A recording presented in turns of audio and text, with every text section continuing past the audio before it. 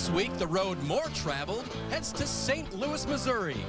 And a bird's eye view of everything, including NASCAR, arch rivals competing just to its east. As the NASCAR Nationwide Series rolls into the Gateway City, veterans and young guns alike look to capitalize on another standalone opportunity. And while some nationwide regulars try to make their name for the first time, others look to do it all over again. He's underneath Boyer, and he slides up in front. Scott Webber, your winner at Nashville. Here he goes. Here he goes on the inside. First-time winner, Brad Keselowski. Boy, what a Father's Day present, because the 18-year-old is going to win at Kentucky. Reed Sorensen pulls it off for the second time at Gateway International. This week, who will rise to the occasion and fight for the opportunity of a lifetime?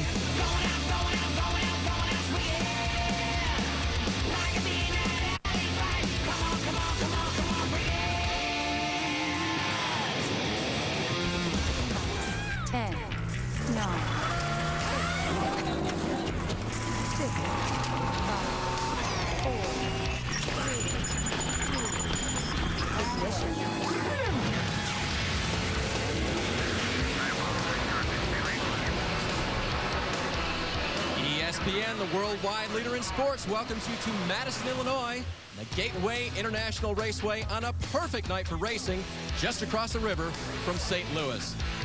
Hi, everyone. We want you to come down trackside to where all the action is here, down in Victory Lane, where the stage is for driver introductions. Drivers about to be introduced just behind me as they get ready to introduce the starting lineup for tonight's race. Literally setting the stage for what's going on here tonight, I'm Dave Burns. Happy to have you along. And, of course, 43 cars starting tonight's race, but it didn't happen until we had qualifying at 4 p.m. locally today. Here's what happened. Reed Sorensen, last year's winner, qualified just where he did last year. He was the second fastest qualifier on the day, but he ran early in the day when it was very hot at this 1.25-mile racetrack. A guy who got a great draw and qualified later in the day was Jamie McMurray. He was able to eclipse the time of the 40 car by only 3/1000ths of a second and put his car as the fastest qualifier in tonight's race. To the disappointment of the 40 crew, he is standing by with Shannon Spake. That's right, Jamie McMurray, your pole sitter. You heard him say in that last lap, I think I got it. What was that moment like for you, knowing that you had the pole here? Well, I honestly, when I ran my first lap, I felt like that was going to be like a 20th place lap. And I went back through 1 and 2, and I thought, wow, that's a pretty good corner. And when PK said what my time was, I thought, if I can just get through 3 and 4, I'll have a chance at the pole. And then I got to turns 3 and 4, and the car had a lot of grip. So I was like, well, I believe we might be able to get it here. All right, speaking about PK, this is the first race that you guys are racing together. What's the biggest challenge you face working with a new crew chief? Well, I mean, I guess knowing if it's a little loose or a little tight, but he's done really good so far with kind of telling me what he wants to do and then looking at me to see, what my reaction is. And we actually unloaded really bad, and the very first change we made got the car pretty close. And then we just continued to work on it, and I just think that as a team we did a really good job this weekend with taking a car that wasn't very good off the truck and getting it better. So to put the City Financial Ford Fusion on the pole, that was cool. Yep, pretty good job. Good luck to you guys.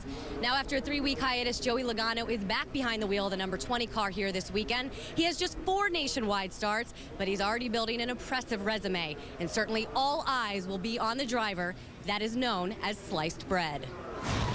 There's hype. It's just magic, plain and simple. Joey Logano's magic. And then there's living up to it. Oh, Joey Logano on the outside, and he makes it look easy. Boy, what a Father's Day present, because the 18-year-old is going to win at Kentucky. We're obviously happy for Joey.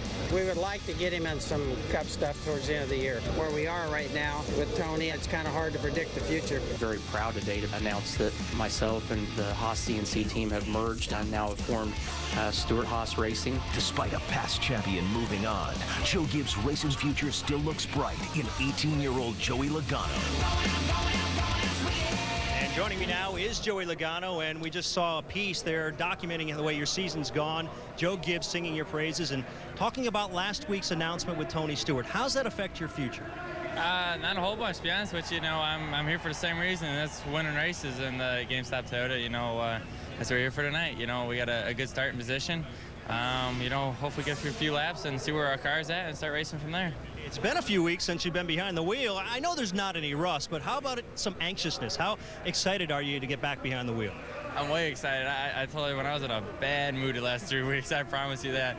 And, you know, to get back here, practice yesterday, and, you know, get back in the groove out there with other cars and stuff, that's a lot more fun. I feel a lot better now. I'm in a lot better mood now.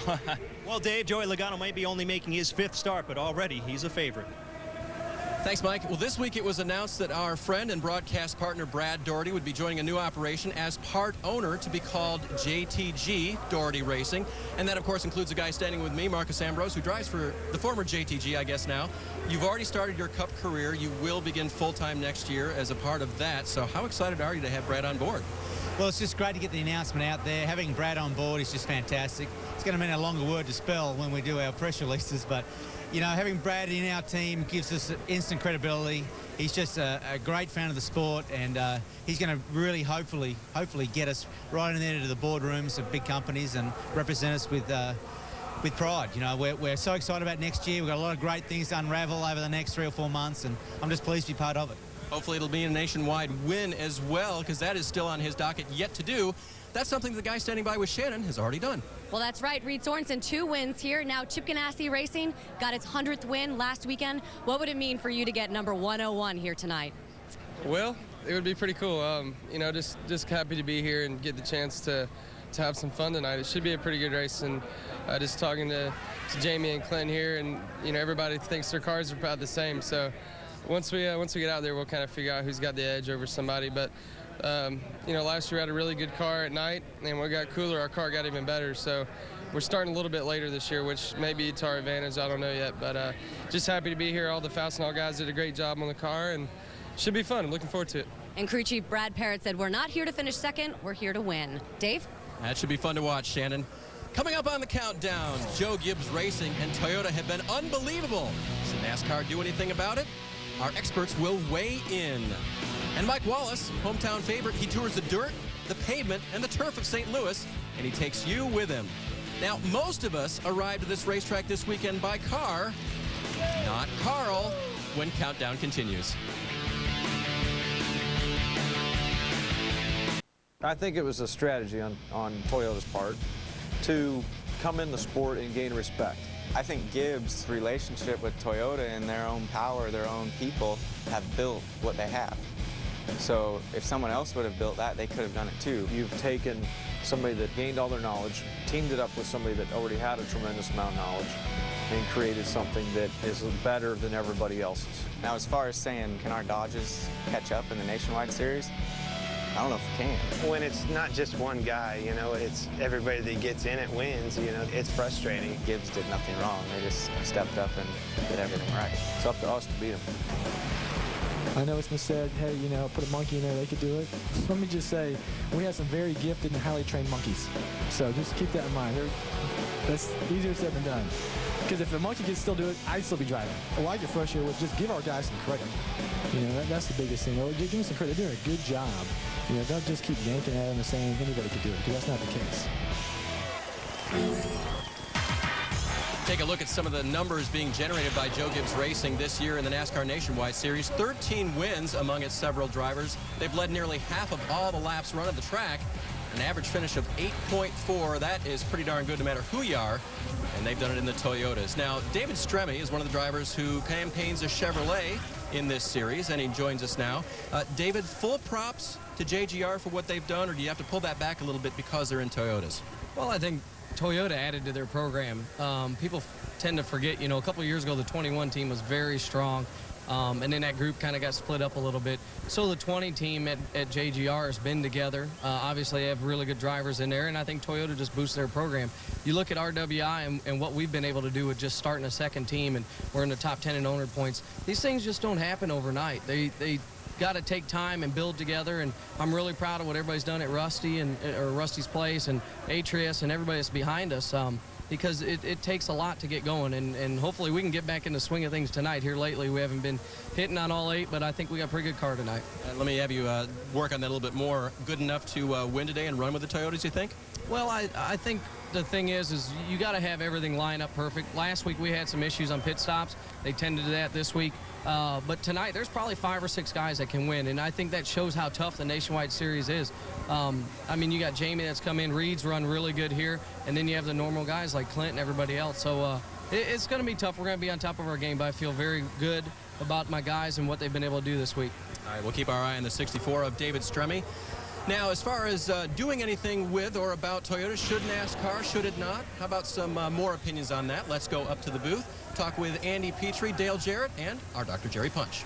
Thanks, Dave. So much is made of the Toyota domination of the series this year, but take a look, folks. Truthfully, there are 4 different Toyota teams fielding 6 cars. Joe Gibbs has 2 cars, Braun Racing 2, Michael Waltrip 1, and Germain Racing 1. It's the Joe Gibbs guys that have won 13 races, so it's not really Toyota, but it's this car. In fact, someone earlier in the year said that these cars are so good that a monkey could drive the car, and no, that monkey will not drive tonight. It is Joey Logano who is going to drive the 20, but nice try, guys. And I got to ask you, why is this these Joe Gibbs cars so much better than the competition, including the other Toyotas? Well, we heard J.D. Gibbs in that interview there talking about let's give his drivers some credit. Well, I say let's give Joe Gibbs, J.D. Gibbs, Jimmy Makar a lot of credit. Over these last 17 years since they started that organization, they've built a pretty good place. Toyota came in and only enhanced that program even more. They've got a wonderful operation. We need to give them a lot of credit here. And don't forget, when Joe Gibbs Racing was acquired by Toyota, they also got 4 of the best drivers in this business. I mean, they are extremely talented. So I think a lot of credit goes to the guys that are holding that steering wheel, regardless of what anybody else says. You know, last week in an effort to determine if there was a horsepower disparity, NASCAR confiscated 10 race cars and engines after Chicagoland. And here's a look at the ranking after the dyno testing. To no one's surprise, Toyota at the top of the horsepower list. But the surprise is it's not a Joe Gibbs Toyota. It's the 99 car of David Rudem. Guys, what do we learn from looking at that ranking? What I learned by looking at that right there, that graphic and that ranking, is that the playing field is level. That's the goal of NASCAR, is to have a level playing field, and that is telling me that the playing field's level. Now, Joe Gibbs Racing is definitely outperforming these other guys, but maybe they have to look somewhere else. Yeah, you know, it might be some advantage that they're getting in the engine, but it's not just total horsepower. It's in some other areas. So these guys are going to have to start working on their cars and their engines in other areas. They're getting beat on a regular basis, but it's not because just raw horsepower. You know, Joe Gibbs always said it's about players. You got to have players to win, and he's got the players in the key positions. You know, Toyota has been almost too hot to handle this year on the racetrack, but tonight all the cars are going to have to deal with the heat. And for more on how they deal with heat, let's go down to our Chevy cutaway car and veteran tire changer, DJ Cobb.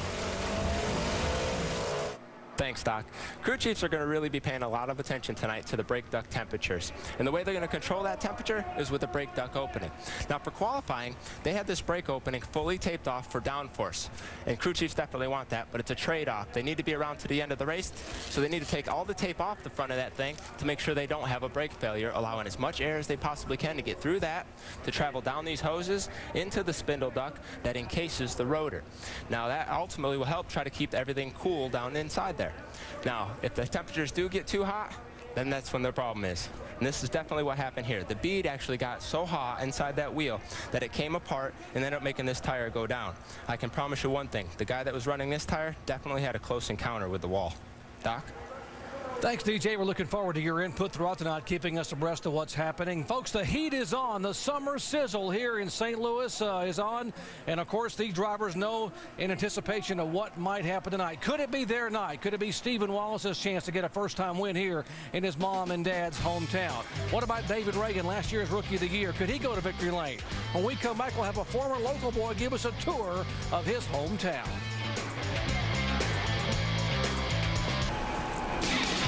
Welcome back to Gateway International. Next week, folks, a big weekend of racing in Indianapolis, Indiana. We kick it off at the famed Indianapolis Motor Speedway. Sprint Cup practice at the Brickyard Friday, 3:30 Eastern Time. And then on Saturday morning, 10 a.m., Sprint Cup qualifying.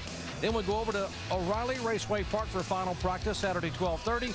Back for Sprint Cup final practice at Indianapolis Motor Speedway at 2 o'clock. And, of course, race action under the lights Saturday night, 7:30 Eastern Time. NASCAR nationwide action at ORP. And, of course, our NASCAR Sprint Cup action kicks off the All-State 400 at the Brickyard Sunday at 1 o'clock Eastern Time. Great crowd on hand, expecting a crowd between 40 and 50,000 die-hard NASCAR fans as they're filing in here to Gateway International Raceway. You know, the city of St. Louis is rightfully proud of its sports legends with names like Dizzy Dean, Ozzie Smith, Enos Slaughter, and Bob Gibson. But locals also boast that 2 generations of the Wallace family actually started their careers at local area short tracks. So we asked middle brother Mike Wallace to take us on a little tour of his hometown. Hey, this is Mike Wallace, and I am at a famous racetrack, Tri-City Speedway. I grew up racing at this racetrack. Dirt racing, you gotta love it. We'll be back. I might even take you for a ride.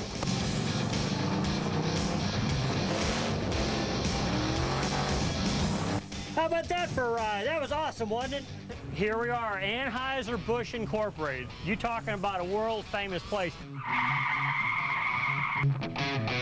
This is my buddy Casey Kane. Jake's a big guy. With all the controversy in NASCAR about horsepower, this is Toyota. We nicknamed him Toyota because he's got more power than anybody else. Budweiser! Woo! All right, how cool is this? I am at Busch Stadium getting ready to throw out the first pitch for the Cardinal ball game tonight. Look at this beautiful new stadium. Watch this. I'm touching the grass. Look here what I got. Albert Pujols signed me a bat. Hey, Mikey! Hey! Hey, you tell that nephew of yours to stay off your butt. See what I got for him? Don't bounce it over the plate. Okay. Okay. You're scaring me. Please welcome Mike Wallace to the stadium.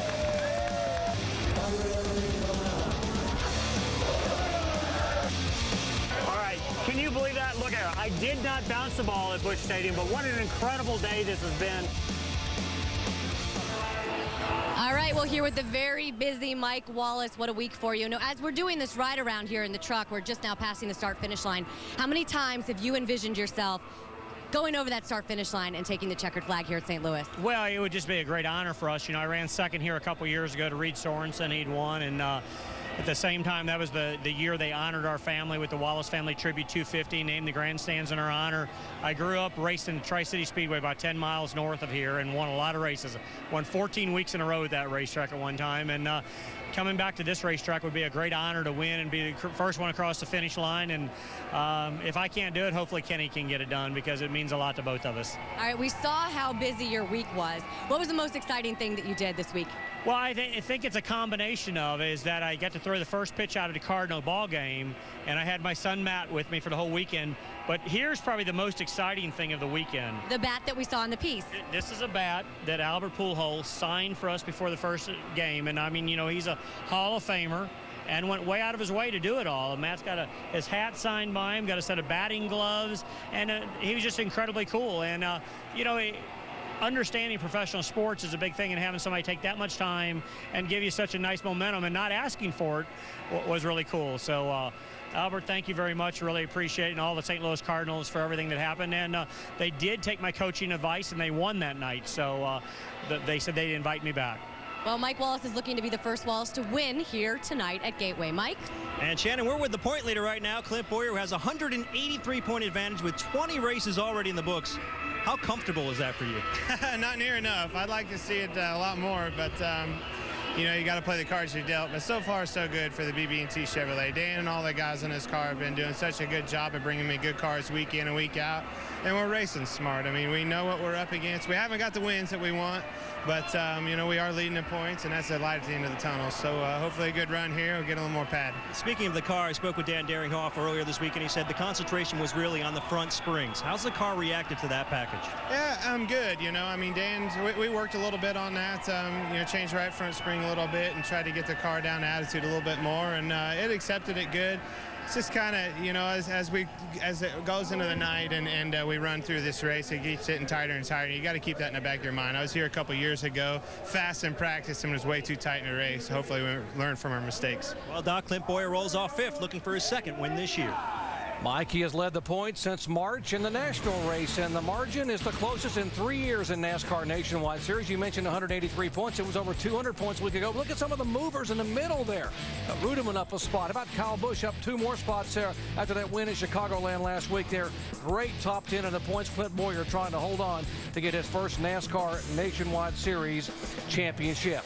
Well, could it be in the numbers for some drivers tonight? Jason Keller makes his 11th start at this racetrack in car number 11. He's got more top 5s and top 10s than anyone here. And how about the youngster on the right there, the 19-year-old from Landon Castle, made his debut here a year ago. You want to ask him a question? Log on to ESPN.com, keyword Ask the Driver, and ask him a question as our in-race reporter.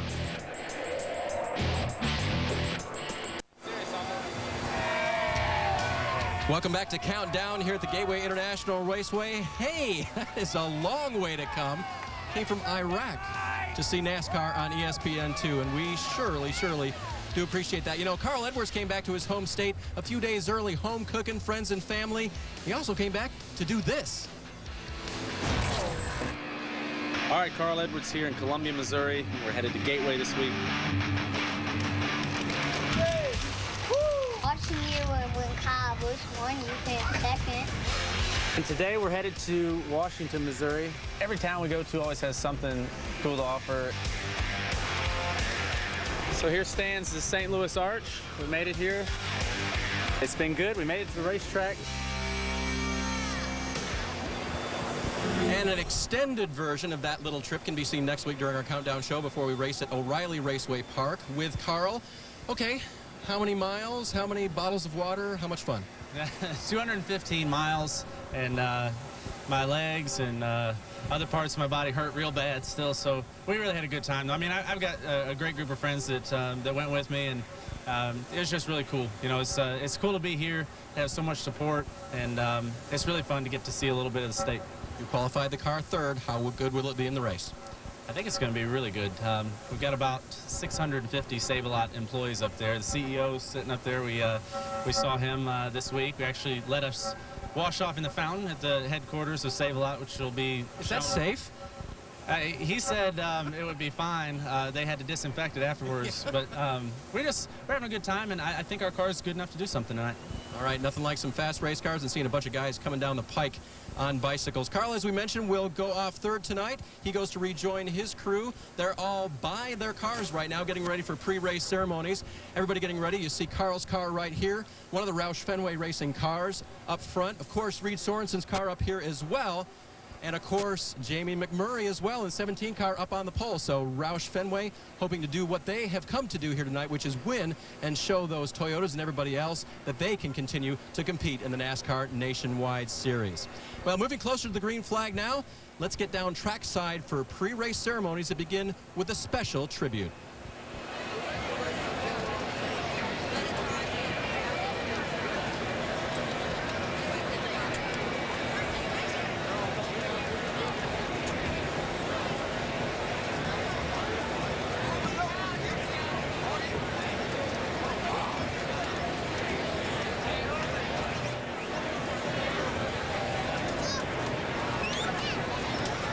Apparently microphone issues down trackside. We are told there may have been a power loss, so we will come back in just a moment and talk about the starting lineup and fire them up. Great crowd on hand. Here's our filing in at Gateway International Raceway.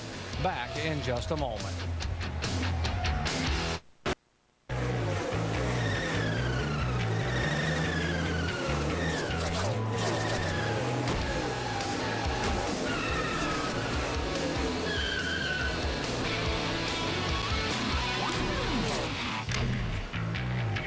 Welcome you back to our NASCAR Nationwide Series coverage.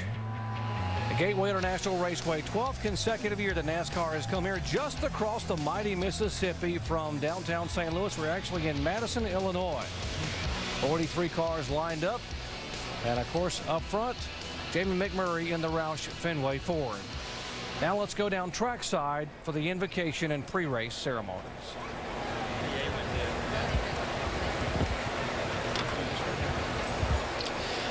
Well, ladies and gentlemen, NASCAR lost one of the family members this past week, Steve Patterson, technical director for NASCAR.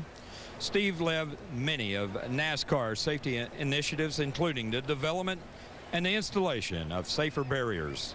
Management and approved the head and neck restraints and improved seat belts. Right now, ladies and gentlemen, we ask that you please pause for a moment of silent prayer to remember our good friend, Steve.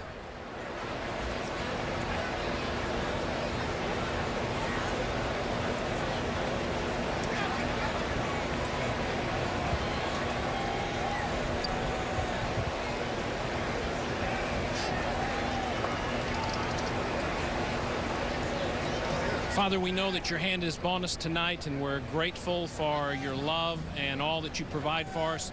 We just ask you would honor the preparation that's gone into this evening. And Father, we pray for safety and an exciting race. Bless this night of racing, and we pray that you would be with the Peterson family and give them comfort in the days ahead. We pray these things in Jesus' name. Amen and shalom.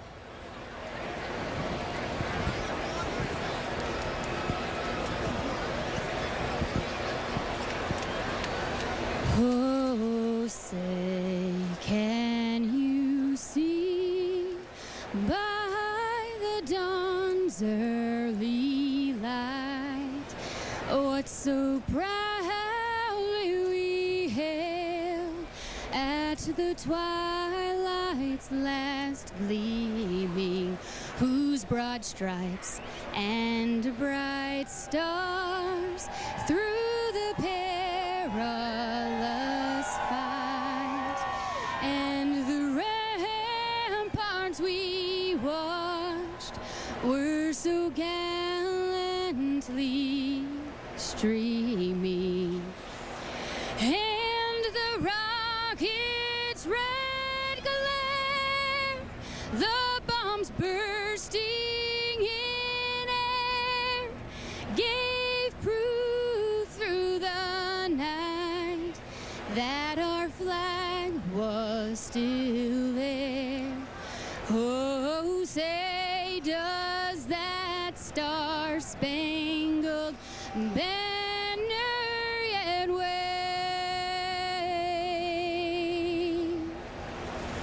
o'er the land of the free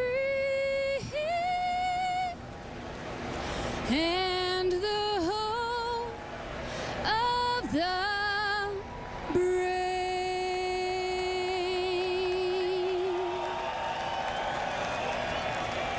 Patriotism abounds here at Gateway International. The American flags flying high above the grandstands that are rapidly filling up. When we come back, we'll take a look at the starting lineup and get the command to fire them up for 200 laps here tonight.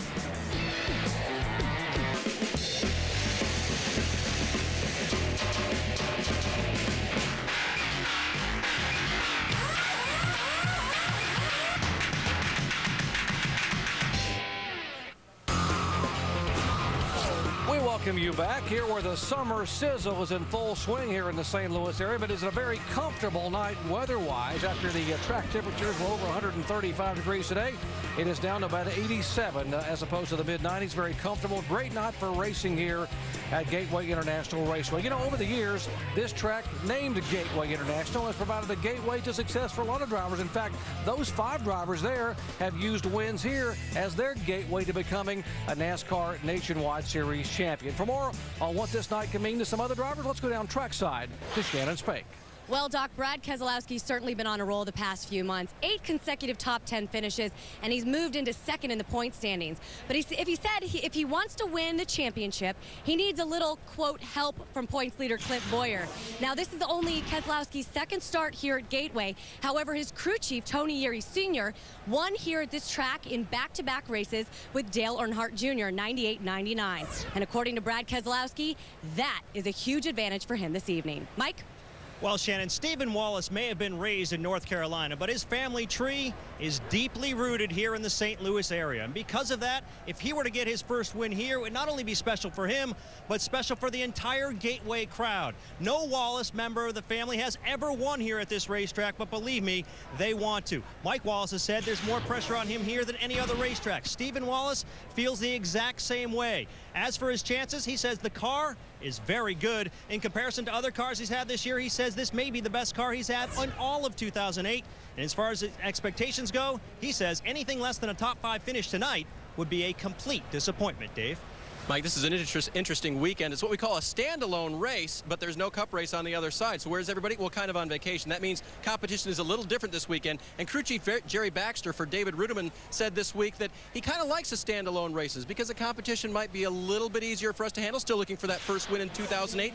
But also, I'm selfish. My driver's not running back and forth from garage to garage, and I like it when I have his full attention all weekend long. Good luck to the 99 crew. Doc? Thanks, Dave. Along with Dale Jarrett, Andy Petrie, I'm Jerry Punch. Glad to have you with us here at Gateway International Raceway. Guys, on a unique racetrack, sort of oblong in shape and somewhat Darlington-like, how does this track rate in terms of degree of difficulty to drive? I think it's very difficult. This is one of the tracks that's got a lot of character, it's got a lot of bumps, and the slick hasn't been paved in a long time, so I think it ranks right up there. Yeah, talking to these drivers, they say the two ends being totally different is what makes this place so difficult for them. Working with their crew chief tonight, giving them good information is going to be very important. It's supposed to be an opportunity night for young drivers, but I wonder how much of an opportunity they have on a very difficult racetrack like this. I mean, there are some drivers who've had some firsts here. How about a first-time winner, Kevin Harvick, and a first-time starter, Carl Edwards? Both of those went on to become NASCAR Nationwide Series champions. It could happen for another first tonight. Let's go trackside for the command. And now, ladies and gentlemen, to give the command, we've all been waiting on our command marshals, Medwith and Von Freshner. Gentlemen, start your engines. Crank it up. Fire it up. Crank it up. Hi, Brand. Fire it up. Fire and home. Motor is running. All systems are good. All switches are on. All system oil pressure. Everything is good.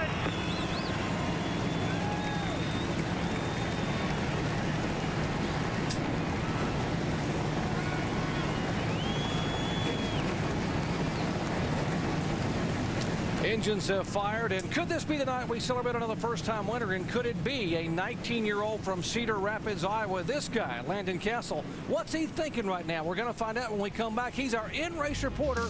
We'll ask him your question and ours in just a moment.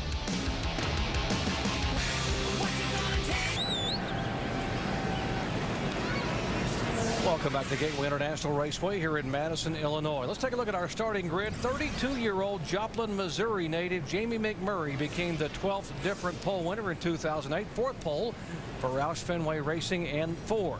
Now, while you watch to see where your favorite driver is starting, let's visit with our in-race report of the driver of the number 5 National Guard Chevrolet, Landon Castle, who starts back in 11th here tonight. Hey, Landon, Dale Jarrett, ESPN. You have a copy? Yeah, hey, Dale. How you doing? Good.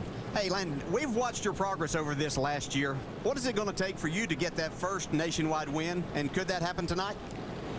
Oh, I think, you know, getting that first nationwide win is just going to take some consistency, and going to have to keep putting myself and my team in the top 10 and top 5, and eventually we'll have positioning to get in victory lane. But as far as tonight, you know, we got the 110th on the car, and I'm really excited. I think we got a good car. We've worked really hard on it, and we just got to go do it. Okay, our second question comes from our ESPN.com mailbag from David in Marion, New York. What is the most important thing you have learned in NASCAR since your debut at Gateway last year? It's so hard to tell. You know, you learn so many things every week that, you know, I think, you know, just earning that respect for the veteran drivers and showing them respect is pretty important on the racetrack, and, you know, makes your time on the racetrack a lot easier. Thanks, Landon. Have a great night, and we'll talk to you later on. Thanks, Dale. Calling the shots for Landon will be veteran crew chief Chad Walter. Let's visit with Chad. Hey, Chad. Andy Petrie up here in the booth. You got us? Yeah, Andy. How you doing, buddy? Pretty good, Chad. Hey, can you kind of walk us through how you guys adjust this car for different track conditions as it changes during the night? Man, that's a good question. You know, you just have to build a lot of adjustability into it.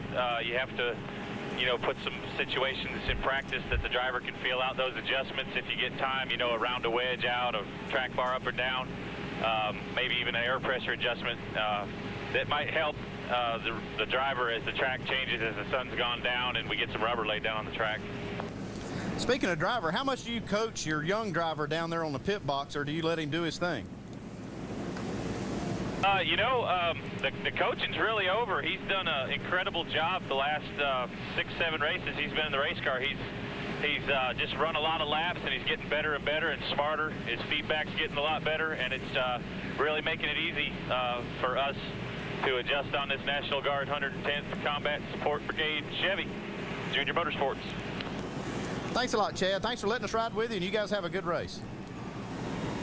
Pleasure's all mine, Andy. Thank you. Chad Walter, Landon Castle. Remember, folks, it was a year ago at this race that Landon made his debut in the NASCAR Nationwide Series, driving for Rick Hendrick and Dale Earnhardt Jr. Other high-definition onboard cameras. Mike Bliss starts 8th in the Miccosukee Resorts Chevrolet. You just heard from Landon Castle in the Nationwide National Guard Chevy. Mike Wallace starts 13th in the Geico Toyota. Younger brother Kenny Wallace, 22nd, the U.S. Border Patrol Chevrolet. Last year's pole sitter, Scott Wimmer, 28th in the Holiday Inn Chevy. Carl Edwards, who won here in 2006, starts 3rd in the Save-A-Lot Ford. 20-year-old Stephen Wallace starts 6th in the Jimmy John's Chevrolet, and David Ruderman 14th in the Aaron's Toyota. Also have an ESPN over-the-wall high-definition camera that will be worn tonight by the front tire carrier for Bobby Hamilton Jr.'s team, John Booslow, out of Denton, Texas. He'll be giving us some great shots as they go over to change tires and carry tires to and from the car on and off of pit road. Our race analysis, it is a 250-mile race, 200 laps. The pit road speed 45 miles an hour. A little tricky getting on the pit road. Got to enter off of turn 3. The pit window 65 to 70 laps. Remember, it's a smaller fuel tank than we had here a year ago. And that's the banking that these guys were talking about, this unique oval. 11 degrees in turns 1 and 2. Sharp turn there, very sweeping turn 3 and 4. 9 degrees, very New Hampshire-like up in 3 and 4. Guys, going to the rear, we talked about the 32 car, had some damage in qualifying. And of course, they have to go to the back of the pack. That's James Busher, and also some fire damage on the 90 car of Johnny Chapman. Both those cars headed to the rear. Now, we know who the favorites are, but how about some sleepers tonight to keep an eye on? Well, I don't know if my guy's a sleeper because he has the best record here as far as top 5s and top 10s, but I'm going with Jason Keller. This is his type of racetrack, and I think this team has a lot of momentum on their side. And, they just signed this deal this week with Joe Gibbs Racing for next year, but I think that that's kind of put a little extra step in their walk through the garage area. They were excited about this, so let's watch Jason Keller. My guy's going to be Mike Wallace, hometown boy. He came up here with a lot of hype, and we saw the little feature he did. He is motivated to win here. He needs a Wallace on that trophy, and I think this might be his night. These are two guys to watch. Both those cars very good in practice yesterday afternoon.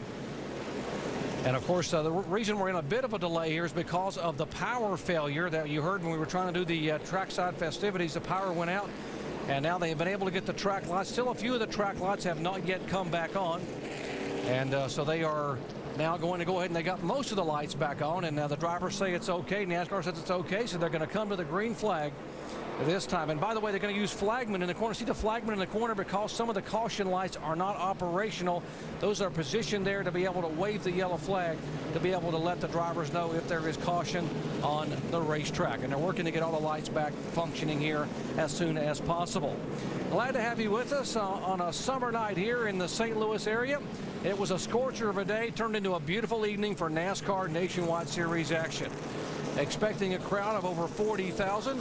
Yep, the Cardinals played in the afternoon, played the Padres trying to sweep the San Diego team, and then the folks came out here to be able to watch great NASCAR action.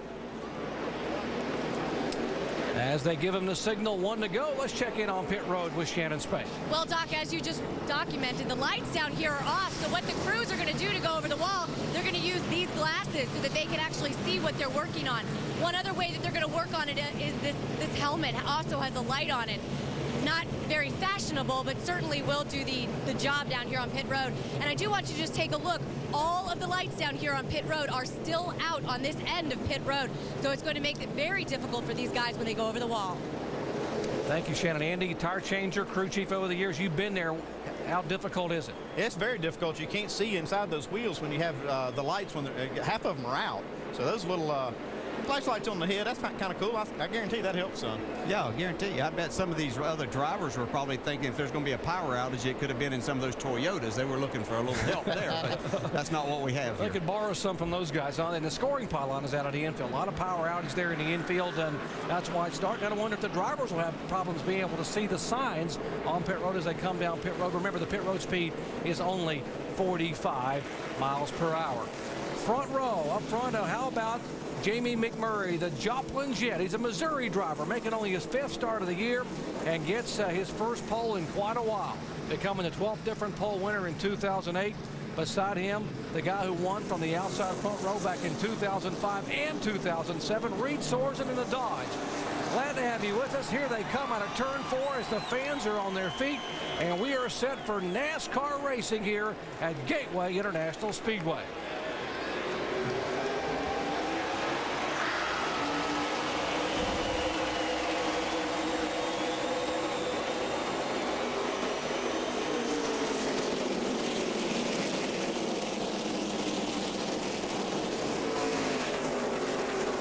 McMurray hugging the inside. They single file up this very long back straightaway.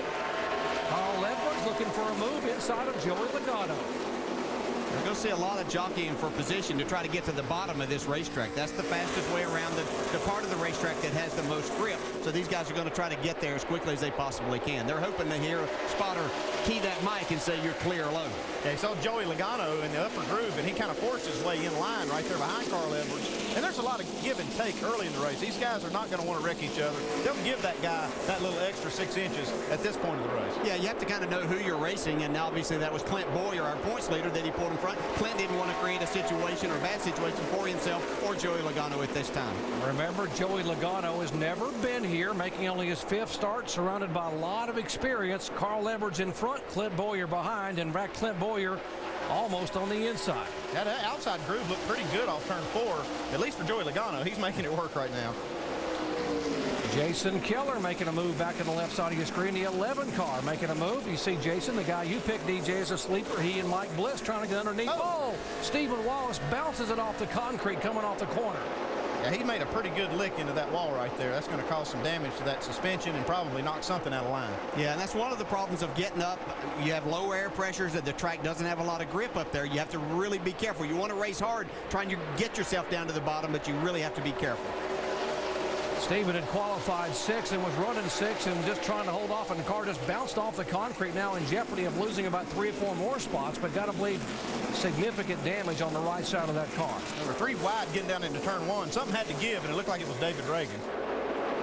Let's see if we can see what happened to Steve Wallace here as you see the 11 and 1 trying to go underneath him. Yeah, we were just talking about that upper groove, and it's just not clean yet. It's not really ready to run that high on the racetrack. From the Jimmy John's onboard, you can see the car just sliding right up.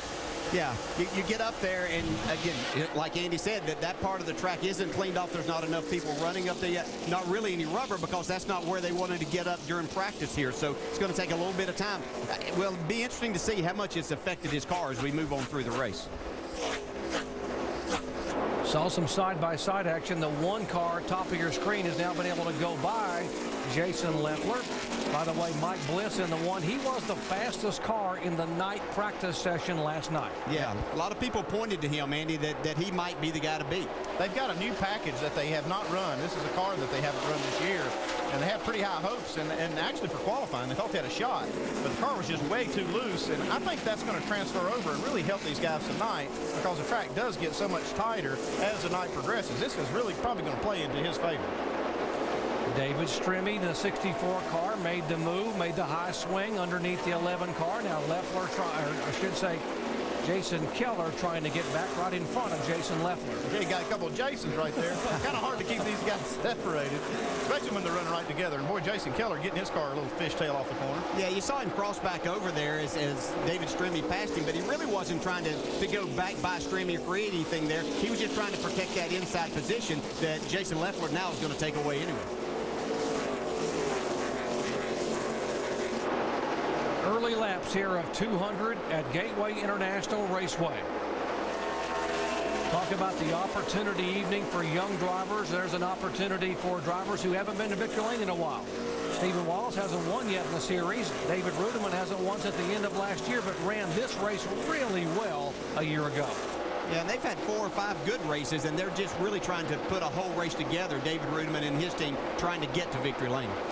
And how about an opportunity for some veteran drivers to get their mojo back? Jamie McMurray and Reed Sorensen, a couple of Cup regulars, coming here and running up front in the NASCAR Nationwide Series, that's got to be a confidence builder here for these guys. We saw Jamie McMurray get just a little bit of lead, but these guys have now come right back to him. He's getting a little heat from behind. These cars look awful equal right now, even though they've run him back down. Running somebody down at this racetrack, even though I've never driven it, but I've watched these races over the years, it's a whole different story when you get to them and when you can get by them. So Jamie McMurray's a good, smart race driver, and even though he probably isn't, his car's not totally to his liking right now, he's able to keep it out front. And remember, you got to handle the heat here when you dive into this corner and jam on the brakes. You heard DJ Cup tell you the big concern is you got to melt that bead and overheat the brakes. You could be in some serious trouble. Early on here, McMurray the leader, Sorensen and Edwards battle for second.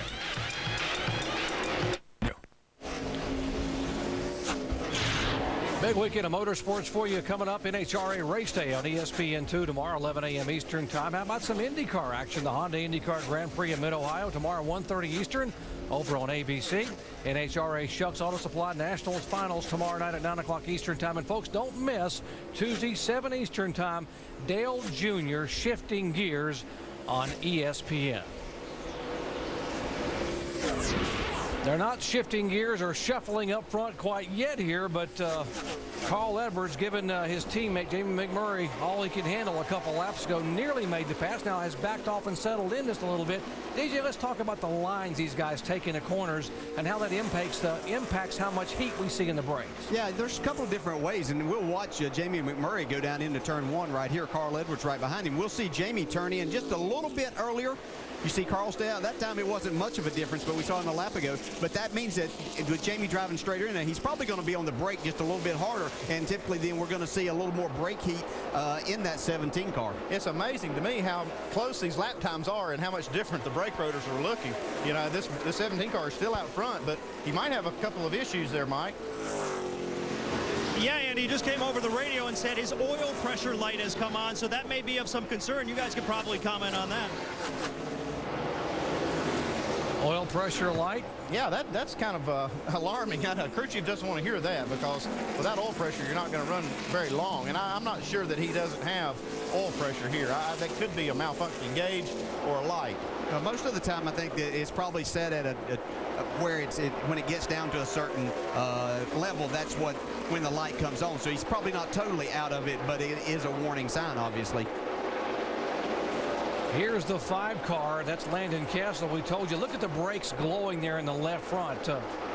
And a moment ago, he had an anxious moment where he completely locked them up going in the corner here. Take a look entering turn 1.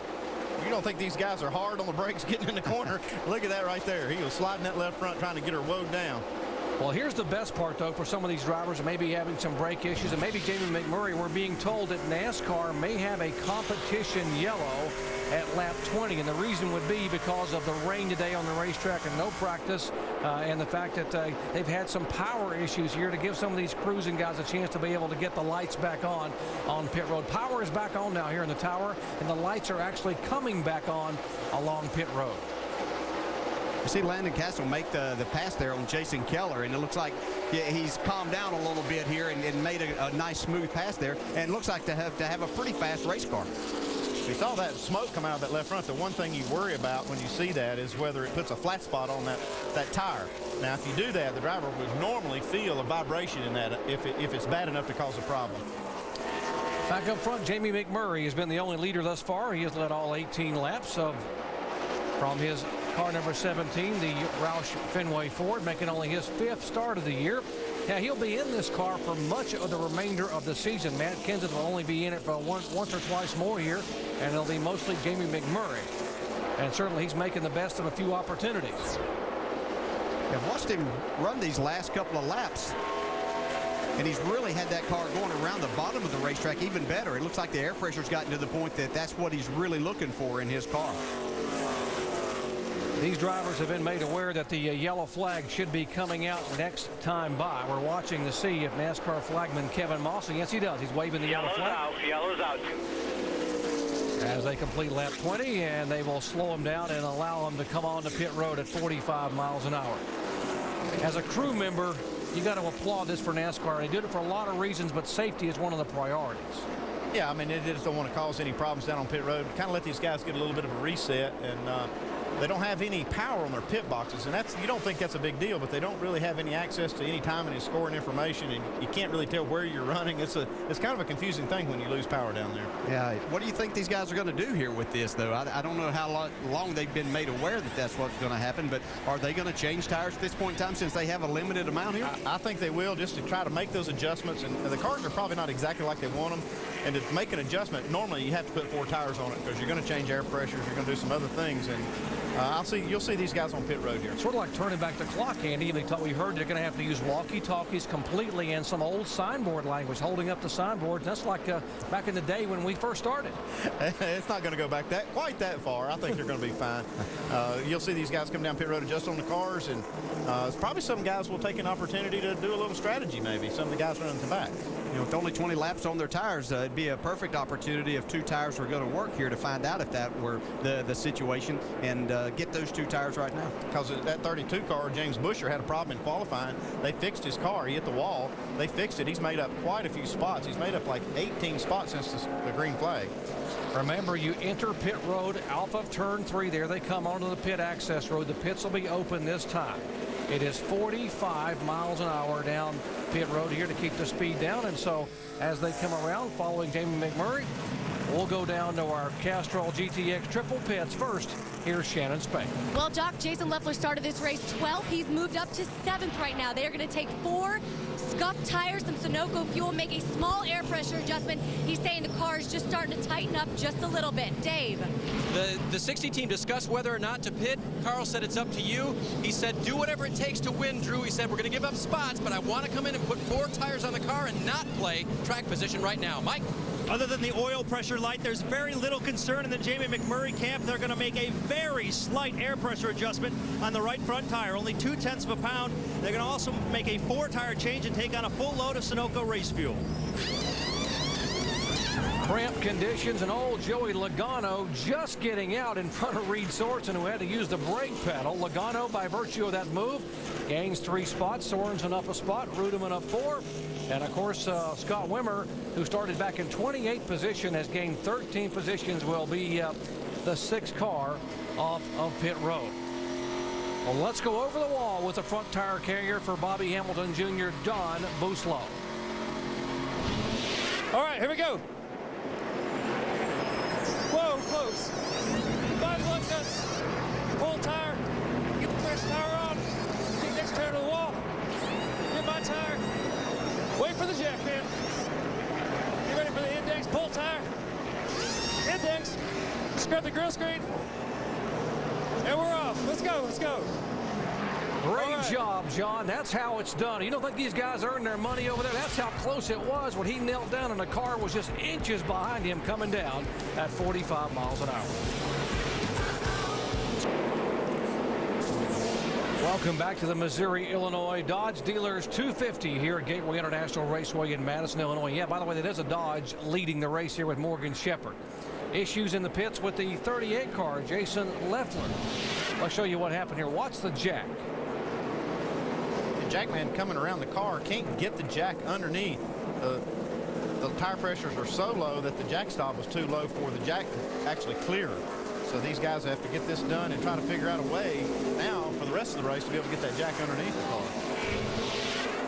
They were grinding on the jack there in the pits a moment ago, trying to get it ground down when they could slide it under. And Leffler, by virtue of that pit stop, sliding back in the pack. Being shown now in 23rd position. Morgan Shepherd, 66 years of age, a 15-time winner in the NASCAR Nationwide Series over the year, is the leader.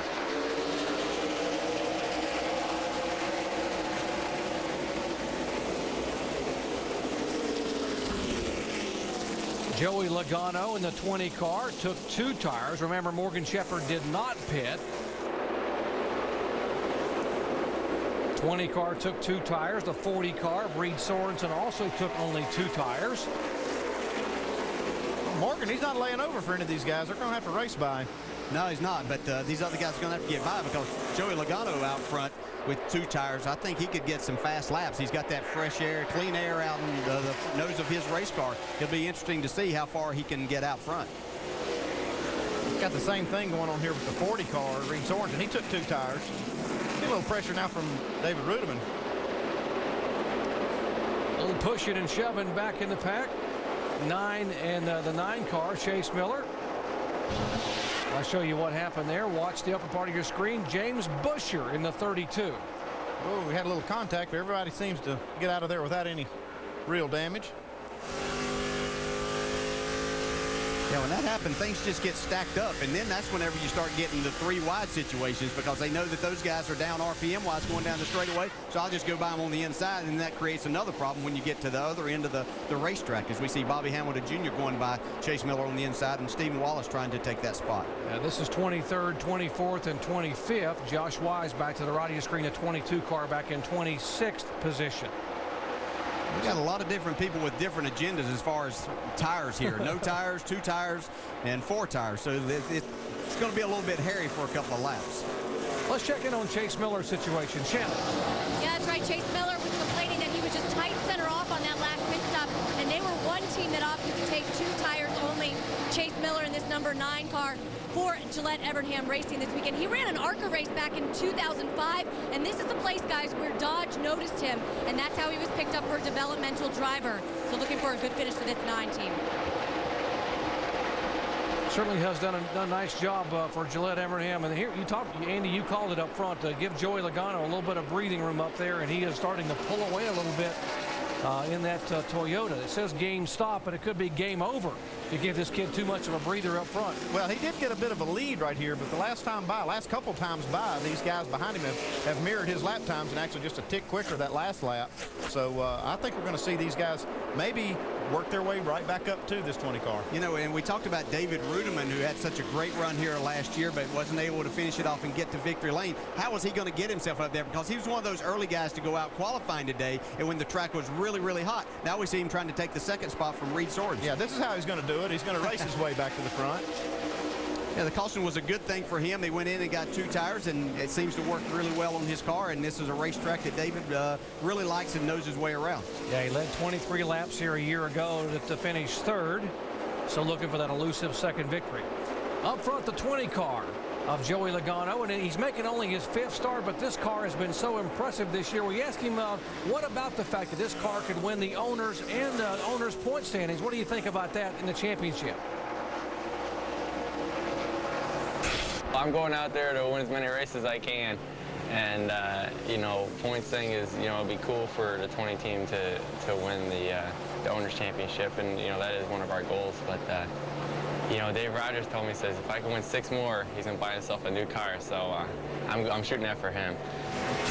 And just watching this kid, guys, it's pretty obvious he has wisdom well beyond his years. This is a track where he's never been on until this weekend. I asked his crew chief, Dave Rogers, if that in this case, he needs to become more of a coach. And Rogers said, no, I just concentrate on the race car. As far as coaching goes, well, he's got a couple of very bright minds working with him. Curtis Markham is his spotter tonight, and also Mike McLaughlin. He's been his personal driving coach every time he's been at the racetrack this year, and certainly those 2 guys certainly know how to get around racetracks. And what they have done with this car and this young man is just nothing short of sensational. 4 starts, 2 poles, a win, and leading here tonight in only his 5th start in the NASCAR Nationwide Series. Great job for that whole crew, Dave Rogers and Joe Gibbs Racing. Back with more in a moment.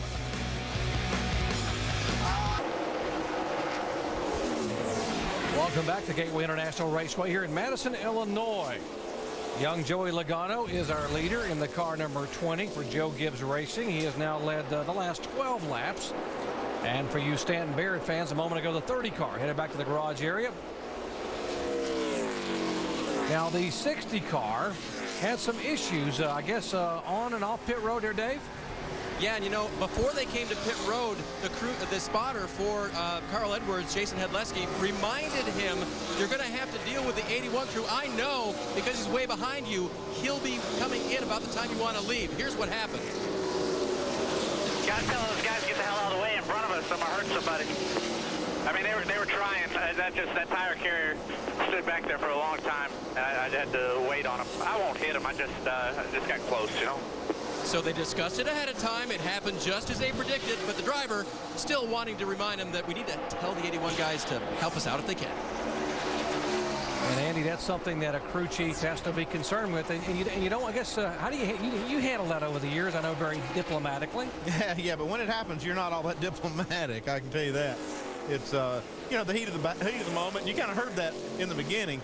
But, you know, you just try to work together down there, and everybody has to have a little bit of space. Yeah, you say one thing, and then you think about it a second, and you realize, I mean, he's not going to run over there. He's going to miss him, but it did slow him down. He had to wait a little bit because he wasn't going to take that chance of hitting someone. So they'll go over and talk with him. I assume that's what my crew always told me they did, went over and talked to him after I said that. Maybe they didn't. I don't know exactly what happened. I would think that they did. I can say your crew chief came over and talked to me a few times. So yeah, that'd be Tom Parrott. I watched some of those. Now, 41 laps in of 200, so why don't we get you up to speed on the top 10 cars, starting with our leader, Joey Logano. Here's Mike.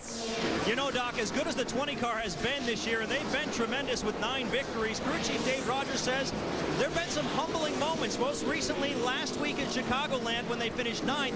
Rogers says they simply missed the setup. They have not missed it tonight. A 2-tire change has worked magnificently for the 20 car as they've checked out just a little bit, still trying to hold off the 99 with Dave. And this is a good run for the 99, Mike. This is a car that they hoped to race at Dover, but it caught fire in practice. They had to park it that day, excited to bring it back, but it didn't act the way they wanted it to. So crew chief Jerry Baxter said they did a lot of work to it to get it to where it was. It qualified well, and it's racing well at this point. Now, way back in the distance there, top of your screen, is Reed Sorensen. Remember, his car was very, very fast before this round of pit stops. They made no changes to the car during that pit stop, but they only changed 2 tires. The car came back very, very loose for Reed, and it was getting looser as the run progressed. We'll keep our eye on that. Behind him, Carl Edwards, the aforementioned disgruntled driver with how things were working on pit road. They'll get that all worked out. What they hoped they did was get the car to operate just a little bit better. It's a little tight at the start of this run. They did take some air pressure out of the right front to try to reduce that effect, but that's what he's got in his hands right now. Shannon? Well, Dave, Brad Keselowski qualified 20th for this race. He opted to take no tires on that last pit stop. It has earned him this track position. He did start this race last year here at Gateway, but none of the notes apply, according to Brad Keselowski. He said this team has come so far in 1 year that we can't even use those notes. Mike? As big as a win would be for Jamie McMurray, who hails from Joplin, Missouri, it may be even bigger for his crew chief, Pierre Coutel. Remember, just a month ago, he was relieved of his duties with the 60 car and reassigned to this team. Well, Pierre had never worked with McMurray prior to tonight, so to prepare, he spent some time with McMurray's Cup Series crew chief in Loudon, Larry Carter, where he learned his tendencies. Apparently, he's still learning, but they're doing pretty well, both looking for a big victory here tonight. Meanwhile, the 2 car of Clint Boyer, not all that happy. We heard him say at the beginning of the race, he's comfortable with his point lead, but not comfortable with the fact that they've only won 1 time this year. So far, they still have not dialed in that car. Way too loose, and he's extremely unhappy, Dave. Mike, I went to check on the 1 car of Mike Bliss with crew chief Mark Reno. When I asked him about changes to the car, the first thing he wanted to say was, boy, NASCAR is going to have to tell me why we had to have that competition caution. Now, Jerry explained it from the booth, but Reno didn't want to give up the tires this early. They ended up putting 4 on the car, making no changes to the chassis, but that's not a strategy move they wanted to make at this point. Mike? David Reagan hoping to become the latest first-time winner here at the Gateway International Raceway, running in the top 10 most of the night so far. 9th, pretty happy with his race car, saying the only thing he really needs is a little bit more forward bite. Just behind him, that's David Stremme. Well, Stremme, another guy really trying to make a name for himself this year. He's been in the rumor mill as maybe going to the Sprint Cup Series next year. Well, before he does that, though, he feels like he needs to get to victory lane here in the Nationwide Series. He's running in the top 10 and still has a ways to go. His car not handling the way he would like, still a little bit tight. Great update, guys, and there have been a lot of drivers behind the top 10 who have been on the move. And give a call to 18-year-old James Buescher, driving the 32 car.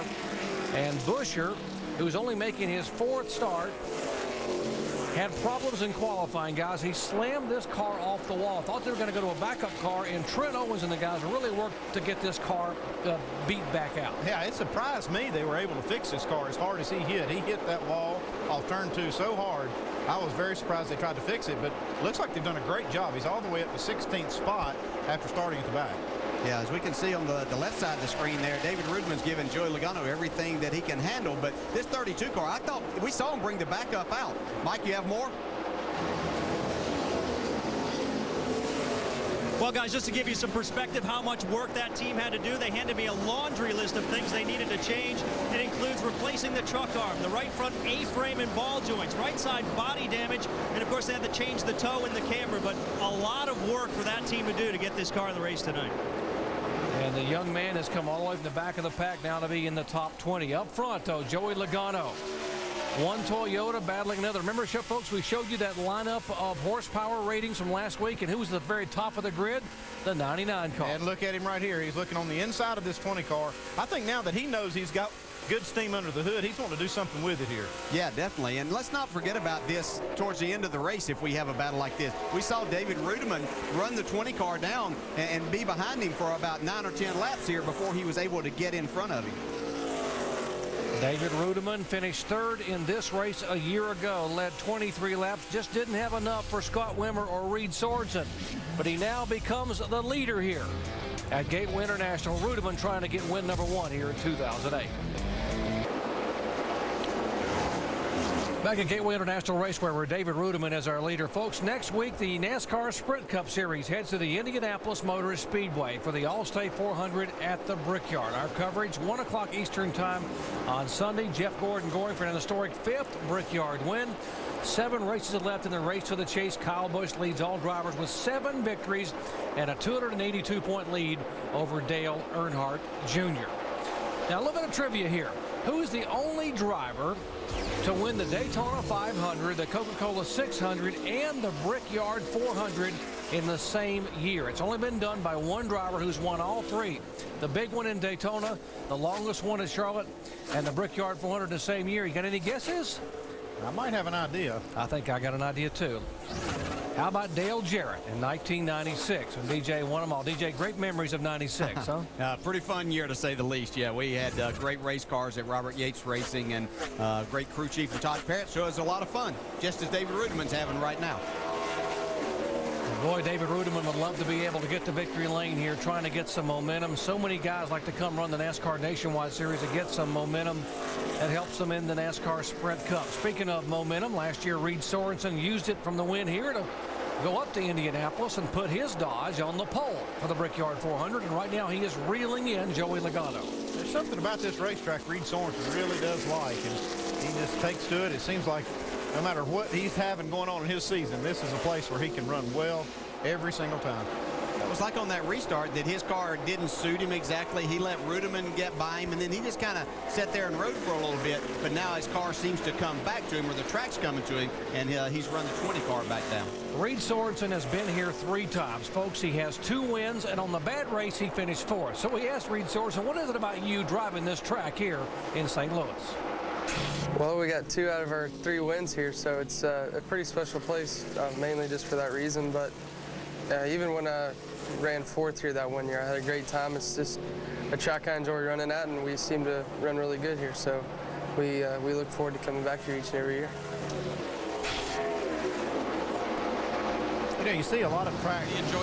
Hey guys, maybe the enjoyment of running here was why he was so disappointed at the start of that run, because his car was very, very loose and was getting away from him. As I checked with the crew chief just a little while ago, Brad Parrott, he said the car is really coming to him now, and DJ, you pointed that out. He's caught the 20. I was going to say, you see a lot of these racetracks that are real straightforward, like Chicago last week, and a lot of the what we call cookie cutter tracks. This is not one of those tracks. It's got a lot of character and a lot of things about it that make it fairly difficult. And I think that's one reason you see somebody really catch on to something here that carries over year in and year out. Yeah, and to me, that's very impressive when you see a driver do well at a place like this. Again, I've never raced here, but I've watched races here, and when you come here and see how different the 2 ends are, and you hear all the drivers talk about the same thing, how difficult a racetrack this is, then you realize just how much talent that young man has to be able to come here time after time and do well. You know, drivers say it looks like Darlington from the air. Carl Edwards won here back in 2006, but even Carl would tell you going into turns 1 and 2, it's sort of like Richmond there, but it's like New Hampshire in 3 and 4, so it's a very demanding racetrack. Here is the battle between Carl Edwards and Brad Keselowski. That is for 4th position, 4th and 5th. Yeah, Brad did not have a good qualifying effort. He got real loose. They didn't make a mock qualifying run in practice, so kind of infected their qualifying run and started pretty far back. Have you got more on the 88 down there, Shannon? Yeah, Andy, I was just actually going to mention the fact that he started 20th, and we've been talking all weekend about how important it is to start this race up front. Well, Dale Earnhardt Jr., his team owner, he won at this track starting from the 19th position, and that man on top of the pit box for Brad Keselowski was on the pit box for Dale Jr. So he certainly knows how to move a young driver through the field. Now, something to keep in mind, that 88 car is still on those same 4 tires they started the race on. Expect them to come down about 15 laps just to work on that car. I think that's the most impressive thing right here is Brad Keselowski's able to stay out there and run comparable times to the guys up front. He's run Carl Edwards back down, and he's right there, got himself in a good position now to where everybody's going to have to kind of pit, and he's going to get tires on at the same time everybody else is. The way that car's sliding around off that corner, he'll be needing some tires before long. A lot of these guys did not want to put tires on when they've only run 20 laps. That wastes. Oh, we got a little problem right here with the 47 car, Kelly Byers. He is forward up in the wall. Contact. Right there, bud. Hold the brake.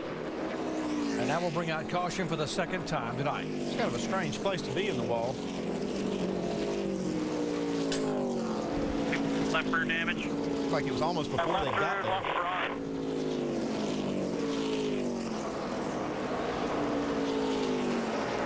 Trying to let the car roll across the track and get it refired. Let's see if we can see what happened to Kelly. Whoops, had a little help. There, he just wasn't quite clear to get in that corner. He was trying to get that angle of getting in the corner, and he was probably passing this 52 thinking he had enough room. Yeah. That was the veteran Brad Teague driving for Jimmy Means that they had the contact with. Go low, go low, go low. Nice job by Stephen Wallace to listen to the spotter and avoid the contact there. Whoop, there it is.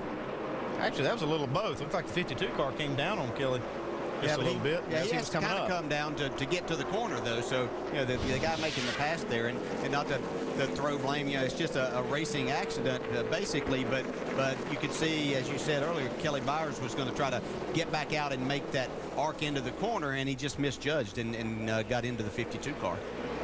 Tough break for Kelly Byers, coming off back-to-back top 20 finishes, including a 12th last week at Chicagoland. But a big break for some of these guys who want to get on pit road and get some fresh tires, including the car that Shannon was just talking about a moment ago, the 88 for Brad Keselowski. Yeah, that's what we were talking about, is that they didn't want to waste a set of tires at 20 laps when we had the first caution.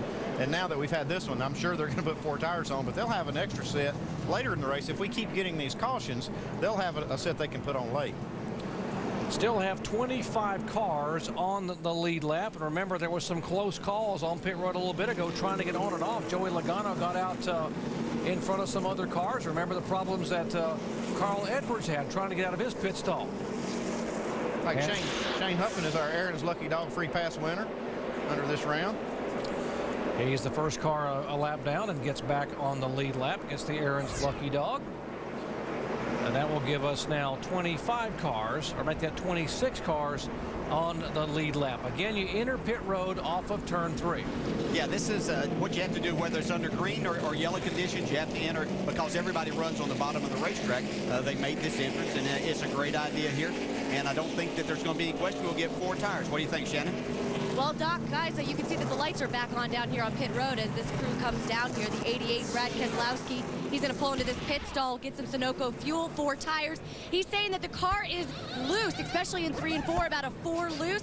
They are going to take 4 tires, make an air pressure adjustment. They are also going to put that track bar down for Brad Keselowski. Started this race 20th. Solid run for this 88 team here today. Dave.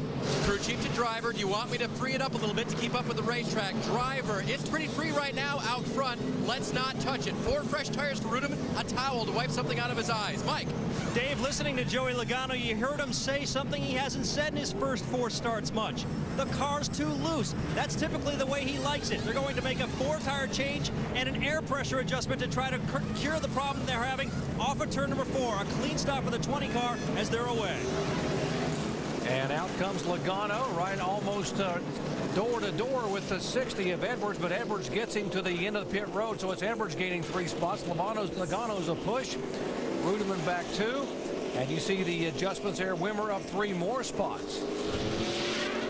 Look how tight it is right there to the stripe, and it is Edwards by about 4 feet over Logano, and he wins the race off of pit road.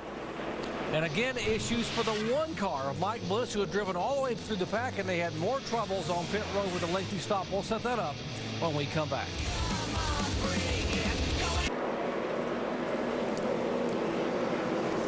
Welcome back to Gateway International Raceway. What a beautiful shot there of the moon over Gateway. Heard a moon over Miami, but never moon over Gateway. As they get set and lined up for the restart here, completing caution number 2, Carl Edwards from nearby Columbia, Missouri is the leader. He won here in 2006. Behind him, Joey Logano, David Rudiman, Reed Sorensen, and Clint Boyer are points leader. As the pace car pulls around and gets ready to lead him down, let's listen into the spotters as we go full throttle. All right, be ready. Get ready. Ready. Go, go, go, go, go. Great.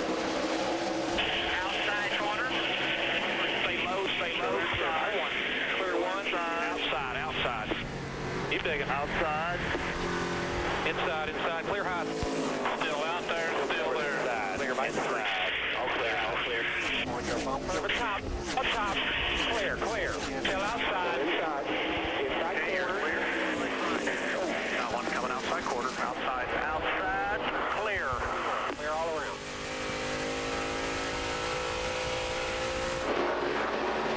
David Rudiman trying to work the inside groove in Logano, and that's the way they were able to make the pass earlier on. Looks like the youngster's learning a little bit. Now, he's if he learns much more, I don't know how these guys are going to handle him. He seems to pick up this stuff pretty quick. Got to wonder what kind of adjustments early on in the race, guys. He couldn't hold that 20 car down to the inside and gave those guys that bottom lane. But right now, he's not giving them anything but just a shot of his rear bumper. Yeah, David Rudiman has a really fast race car here, though. He's able to go on the restarts and keep his car going as we see him pull to the inside of Joey Logano here, trying to take that second spot away. Watching our Carfax telemetry here, you see a little brake jamming on the brakes there for Rudiman, and then just screaming back in that throttle wide open coming up off the corner. Yeah, oh, it's a great racing right here. I think they actually touched coming off the corner there. Yeah, a little contact. These corners really flatten out as you get to the straightaway extremely fast, and the car will want to take off a little bit. We see David make the pass and complete it there and set his sights on Carl Edwards. That was a pretty smart move by a rookie driver by letting David Rudiman go. He doesn't want to do that. He wants to keep that spot, but it was real smart just to back off at this point and let him go. Well, and what it does is keep the 40 car and the 2 car from getting up there and getting that inside spot back on him too. So, yes, better to do that right now. So, very bright young man that's got a lot of talent. Caution being waved here for the 3rd time, and apparently we have lost track lights. We have lost lighting over in turns 1 and 2. Yeah, it's really dark off of turn 2 from here. We're looking over from the booth. Lost a whole section of track lights. If you just joined our coverage right before the race tonight, we had a power outage that affected a good bit of the tower and much of the infield. We had a little bit of a delay trying to get the lights back on. We didn't have lights on pit road per se when the race began, and now we have lost a whole section of lights there in turns 1 and 2. Now the TV cameras make it look a lot brighter than it is. We're looking across there and it is really dark off of turn 2 and a good portion of the back straightaway. Lap 72 under caution for the 3rd time tonight. And why don't we update some of the problems there have been some near misses, I guess, on pit road with a couple of these guys trying to get in and out of a very tight pit box. Let's go down the day. Yeah, Doc, think back to that race off of pit road last time. Rudiman came in the leader, but he came out and restarted in 3rd position. And he was trying to be the first one out, but Carl Edwards had gotten a much better head start. Look at the video and listen to the radio about what ensued. Go, all the way. I thought he'd check up, brother. Nah, I don't think the 60's going to check up. So you heard the spotter call all the way, which means David Rudiman can go all the way to the wall. Can he? No. Carl Edwards' car is there and not about to lift when he had a good run coming off of pit road, guys. Driver has the last say in that, Dale. Well, he does, but, and not to put blame, but if there would have been an accident, that spotter's really not giving him very good information, thinking that guy's going to check up. He really had too much steam coming down there to be telling him, especially at this point in time of the race. How much do you look as well? I mean, I know you got to trust your spotters, but do you look up and check your mirrors as well, or do you just believe what you're told and make the move? No, you have to be looking in your mirror, but it's very hard. Your car's jacked up, and then the next thing you're down and you're in the gas, so it makes it very difficult. Spotters up high as they are overlooking pit road. Some of the lights are out. Under caution for the 3rd time tonight. Back in a moment.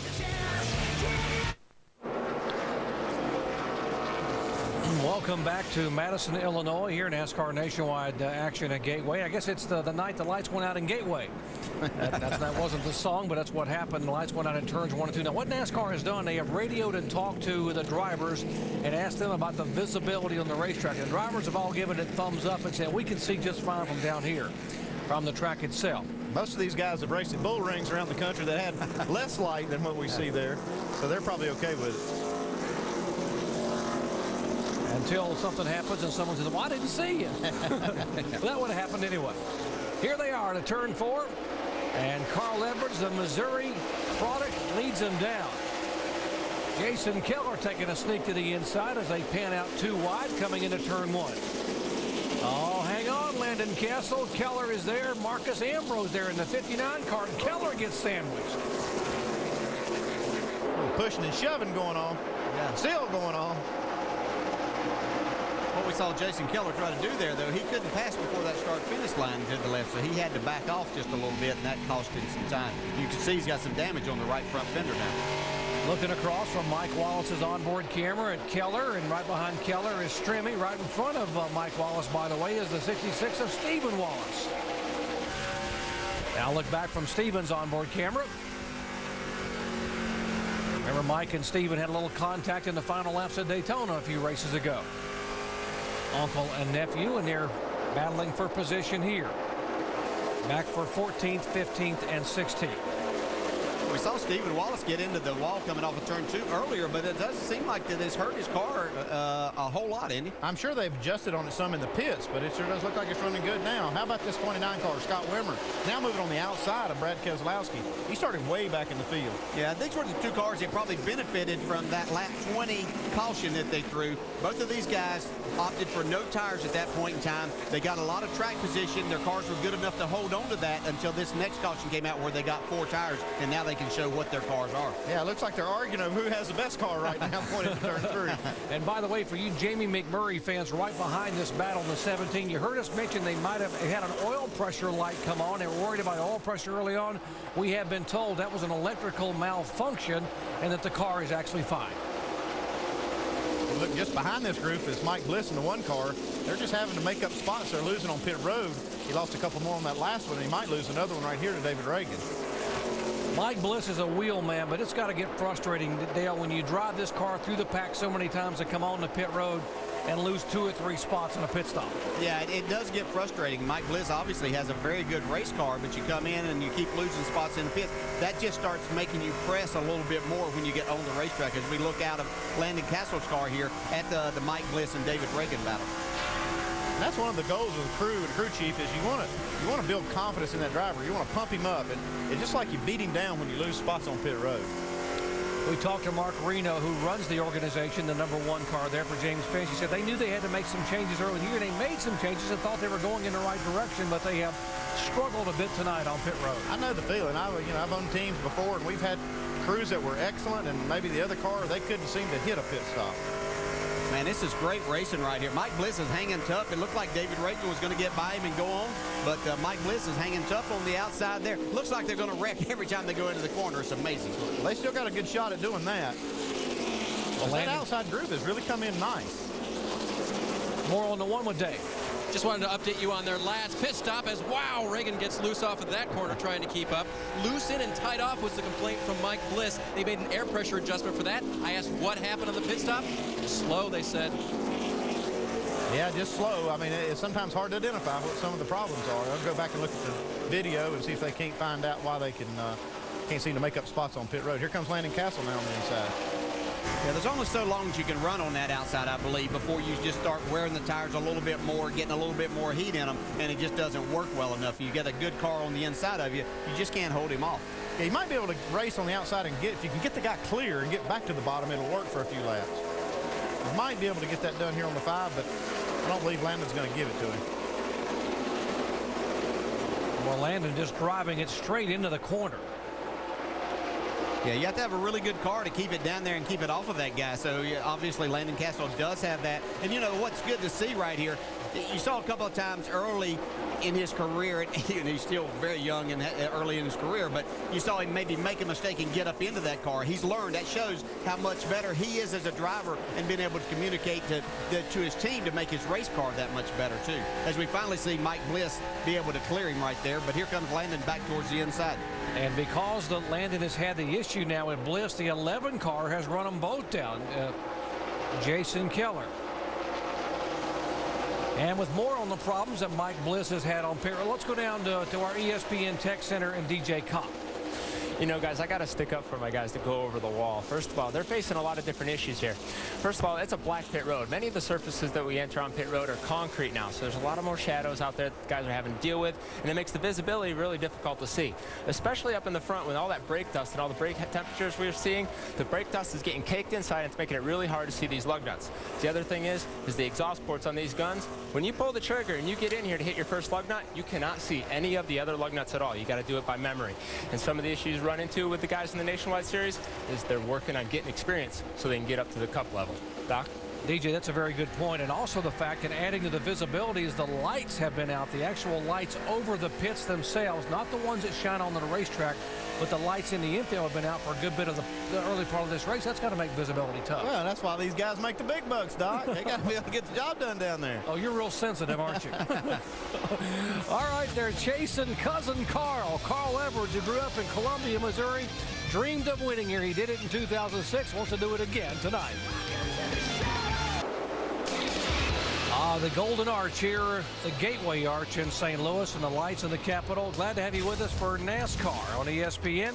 NASCAR Nationwide Series coverage and motorsports calendar tomorrow, 11 a.m. Eastern Time, NHRA Race Day on ESPN2. How about some Honda IndyCar action? The Grand Prix at Mid-Ohio. Elio Castroneves dancing with the cars tomorrow at 1:30 Eastern Time on ABC. NHRA Shucks Auto Supply Nationals Finals tomorrow, 9 o'clock Eastern Time. And, of course, Tuesday at 7 o'clock Eastern Time. You don't want to miss it, folks, on ESPN, Dale Earnhardt Jr., Shifting Gears. Nothing shifting up front right now, but David Rudiman is starting to ease in a little bit each and every lap. Yeah, just was looking at the monitor, that last lap, the first 7 cars all ran within 7/100ths of a second of each other in lap time, so they're very equal. But once again, we see David Rudiman run the leader down, but it's taking him some time to get by. So this could be interesting as we move on through the rest of the night. Dave? And DJ, you know that Rudiman would pass him if he could, but Carl has stepped it up just a little bit. Early in the run, he saw Rudiman coming, and he asked his spotter, Hedleski, hey, where is he beating me? As he gets even closer through the center of the corner this time, Jason told him he's beating you into the corner, and then he would, Carl would be able to pull him off just a little bit, but it's into the corner that mostly Carl had to correct and change his line just a little bit and get a better run in and through it. So that's what he's been trying to do to hold Rudiman off, and so far it's worked. Yeah, it's working so far, and you're not going to outdrive David Rudiman in the corner too many times. And this is a perfect example of what we were talking about earlier, Andy. You watch Carl Edwards get into the corner. He's a little bit wider getting in. David Rudiman drives it a little bit straighter. Just two different styles of driving right there. Obviously, both work very well as they're running first and second. Talk about great comeback stories. The 32 car of James Buescher wrecked in qualifying, had to start shotgun on the field, gained 17 positions in the first 18 laps, and is now he's driving the wheels off this car. Mike? Yeah, he is charging toward the front, Doc. He has to make up several positions. He lost about 10 spots on pit road last time down because they made a lengthy pit stop. Actually had to pop the hood, but you can understand why when you know the reason. The reason was they felt like the throttle was sticking. They had to correct that, and they took their time on pit road. Now they've got to make their way back to the front. Well, the way he was driving, I'd want that throttle to stick more often. Yeah, go ahead and stick on the floor. But when you walk the wall like he did in qualifying, it bends a lot of stuff in there. You know, your feet slam against things, and it could have caused that throttle to start sticking too. So got to get that fixed. Battle for 15th. This is Stephen Wallace, a 20-year-old, trying to take 15th away. Buescher goes by, and they just get underneath Brad T. Pretty good battle here. The 88 car, Keselowski, trying to go by the 29. That is for 6th spot. Yeah, we saw them battle right after the restart, trying to fight for that position, and they're still 29. Yeah, the 29 kind of checked out there for a minute, and he ran up to the back of Reed Sorensen and couldn't go any further. And now Brad's decided to take his turn at it. You know, I got to wonder, Scott Wimmer had the car to beat here a year ago, but he drove the car so hard early on that he actually melted the bead in the right front by the brake heat and hit the wall. So it cost him possibly a chance at winning. He still had a great finish. Got to wonder if he's biding his time a little bit here tonight. Shannon. Yeah, Brad Keselowski has his sights set on that 40 car Reed Sorensen right now as he's trying to hunt him down. Now, this is a brand new car for Brad Keselowski here this weekend. In fact, it's his first brand new car since he's been with Junior Motorsports. Before the race, he said, you know, I think my car's a top 10, but I'm not really sure. That's because in Nashville, he did not think his car was that good. And of course, he went on to win the race. So Brad Keselowski going after that 40 car right now, guys. Thanks, Shannon. A little bit of bumping and pushing. Here comes Rudeman. He's been all over the back of Carl Edwards, and he takes the spot away. I think Carl finally said, enough's enough. Here, you can go ahead and leave. Yeah, sometimes you just have to drive so hard keeping that guy back there. You realize you're not doing yourself any good or your tires. And the other thing is he might want to really see for himself where that car's beating him for later on, where he needs to make some adjustments on his car. Yeah, because we're right here at halfway, and this is the point in the race where the track's really going to be about what it's going to be at the end, and he needs to know what he needs to do to win this thing. And here are some Wallaces here. Stephen Wallace and Uncle Michael, 66 and 7, as they are in 16th and 17th spot. Had a little disagreement at Daytona where they got together on the last lap, and Mike Wallace ended up tearing his car up.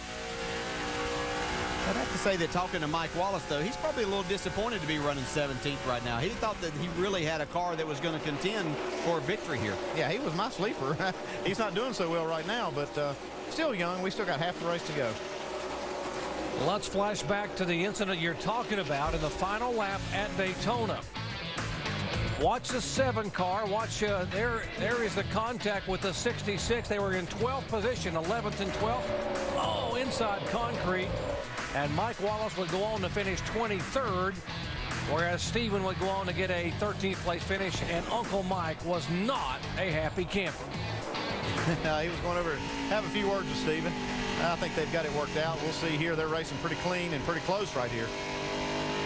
Yeah, I think that Mike Wallace is not even thinking about that. All he's trying to think about is that's the car that I need to get by if I'm going to make my way to the front. And that's probably all Stephen's thinking about. I just want to stay in front of this car and be able to pick him off one and maybe get a win here. Wouldn't Dad be proud of me if I won here in St. Louis for the first time? Up front, David Rudeman now pulling away a little bit from Carl Edwards. Almost a half a second margin in the last 5 laps. David Rudeman the leader here at lap 98.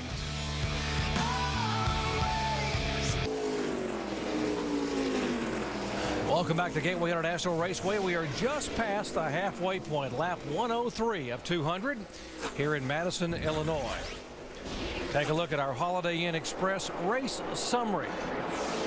There have been 6 leaders thus far tonight. 6 different lead changes. Carl Edwards has led the most laps. He has led once for 30 laps. Average speed 109.769 miles per hour because we've only had 3 cautions thus far. There are 26 cars still on the lead lap of the 43 that began the night. And just 12 laps of caution total. And as soon as I say that, I'll jinx it and we'll end up having a whole lot more. Well, the good news is the lights are back on the turn 2 and down the back stretch. What did DJ say a moment ago when the lights came back on? He said now they'll probably hit the wall. Yeah. Well, they're not hitting the wall up front right now. David Rudeman is hitting his marks, and he is pulling away in that Toyota number 99. Let's get you up to speed, starting with our leader, Dave Burns. And, Doc, I will lead off. There were some hits last night between the Cardinals and the Padres as well. Unfortunately, the Padres didn't win, but Toyota brought a visitor here, Trevor Hoffman, ace reliever for the Padres, visiting in the 99 pits. Now, that's a distraction to only one guy in this 99 pits. That's crew chief Jerry Baxter. Why? He's from the West Coast. He's a big Padres fan. I'd ask him, who? Trevor who? He said, West Coast, man. A Padres guy. Trevor Hoffman. Right now running in second position, the 60 of Carl Edwards. His car is just a little bit tight in the center of the corners. Crew chief Drew Blickensderfer asked him, do you want us to go the same direction we went last time, which was a little track bar adjustment? Carl said, yeah, more of that. That'll help me. Mike? You know, Dave, listening to the radio of Joey Logano on his way to victory lane in Kentucky, it seemed like Dave Rogers could not get the car loose enough. Well, it appears they finally found that threshold. All night long, Logano has been complaining that he's been loose off turn number 4. They've been trying to get it a little bit more comfortable for him. Speaking of comfort, well, Clint Boyer was absolutely upset with his car and not happy at all at the beginning of this race, but now it seems to be coming to him. He described it as neutral and saying it's just a little bit tight, but very drivable as he's making his way to the front. Shannon? Well, Brad Keselowski made that pass on the 40 car. Now his sights are set on the number 2 car. Of course, he's looking at passing Clint Boyer in the race, and he wants to get it for the championship as well. Came into this race 183 points behind Boyer. He said, if I'm going to win this championship, I need that 2 to make a mistake. They are just so good. Dave. Back of him, top of your picture there, Shannon, is that blue and white car. That is Reed Sorensen, last year's winner. Still very loose. The start of the runs have been tough for Sorensen. The car seems to come back as the run goes on, but it still was very loose. He lost some positions at the start of this run because of that. Driver Scott Wimmer was the first driver to go out in qualifying. That put him back at 28th to start this race. Of course, they've made up a lot of ground. They did that on pit road. Right now, Scott is just saying that the car is tight. Last year, of course, Scott Wimmer, a great run in this race. The team feels they should have won. They led 53 laps. Now, as far as Jason Leffler right behind him, really struggling with this car. He says it's pushing on entry and through the centers. Now, Jason had moved his way up through the field. They had some problems on pit road. Right now, of course, back in the top 10. He has Todd Losey back on top of that pit box, and he said he can already tell a difference. Mike. Shannon, updating the condition of your pole sitter, Jamie McMurray. Well, he's encountered all kinds of problems tonight. Aside from the oil pressure light coming on, he's also encountered problems with his brakes. They were getting too hot. He had to adjust his brake bias to put more rear brake in it. Now he's complaining that the car is terribly tight from center off. They're planning to make a major wedge adjustment next time down pit road, Dave. Also on your picture, Mike, is that one car of Mike Bliss. There he is, running 10th right now. Just checked with Mark Reno, the crew chief. He said, I think we're in pretty good shape. In fact, looking at the scoreboard, he said if we can get to lap 133, which we can, that will get us right into our window to make it to the end of the race. So we got a yellow on the track, guys. Crash on the racetrack, the 27 car, Brad Coleman, will bring out caution for the 4th time tonight. The back of his Ford Fusion has some damage where he's had contact with the wall. Now, come to pit road now.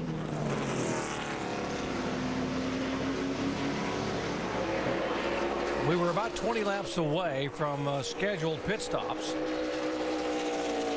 Brad trying to catch up to the field as best he can to be able to get behind the pace car, not lose any more time. Show you what happened as David Rudiman will lead him down behind the pace car. Let's show you what happened to bring out caution number 4. No contact. Just looks like he jumped out from under Brad off the corner. Yeah, you could see him as he got back in the gas, started to lose the back end of the car. Looked like he was trying to drive it out of it, but just ran out of room.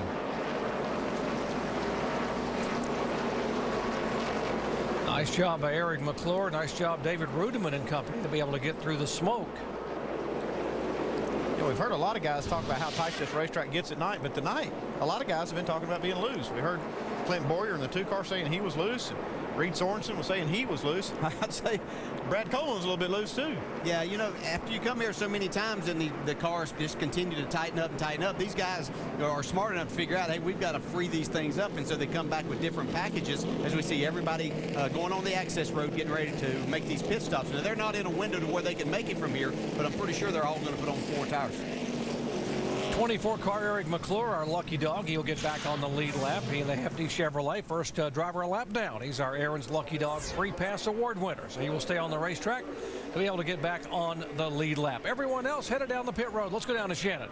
Well, Doc, Brad Keselowski, this number 88 team, they might have gone a little too far with the adjustments on that last stop. He's tightened up just a little bit. They're going to take half a pound of air pressure out of the right front. He also thinks he may have a little bit of damage on that left fender, so they're going to take a look at that as well. Dave. The leader said his car was pretty good, but sliding the nose just a little. Air pressure in the right rear. Oh, be careful, crew chief. Maybe not. They haven't decided exactly what they're going to do, but they will change 4 tires. Mike? Crew chief Dave Rogers going to try to tighten up the 20 car. He's going to make an air pressure adjustment, a track bar adjustment, and a wedge adjustment. 4 tires and fuel on the 20 as the team now going to work on the left side of the car, making the change, and away they go. And the dash off of pit road. Logano gets out. Clint Boyer. How about the 17 car McMurray up 7 positions? Castle gains a couple, and David Rudeman back 5 spots. And you heard as far as Joey Logano is concerned, they went for the trifecta: air pressure, track bar, and wedge to try to tighten up Joey Logano. And how about John Bouslow wearing our high-definition crew camera on the front tire carrier for Bobby Hamilton Jr. Here we go. Here we go. Watch that car. All right. Spot looking us up. Full tire. Index. Get my tire back to pit wall. Can't really see very well. We'll just throw it in there and see what happens. That'll work. Get the grills get real good. Here we go. Go, go. Great pit stop for the guys going over the wall for Bobby Hamilton Jr. And he's back on the racetrack. We'll be back with a restart here at Gateway in just a moment.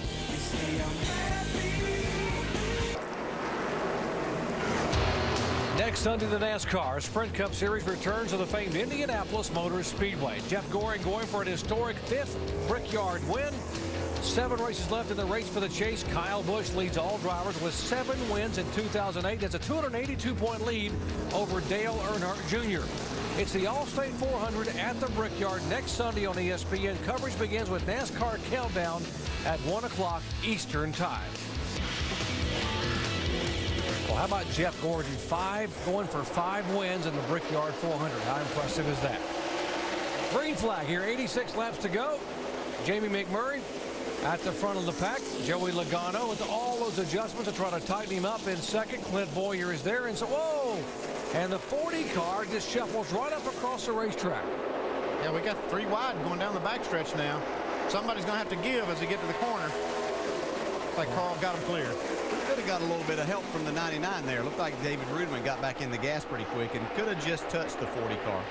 Reed Sorensen stuck on the outside there. Oh, his contact. Oh, we got a big problem. Oh, right in the head on into the wall. The 29 car of Scott Wimmer. Contact from the inside on the 5 and right up across in front.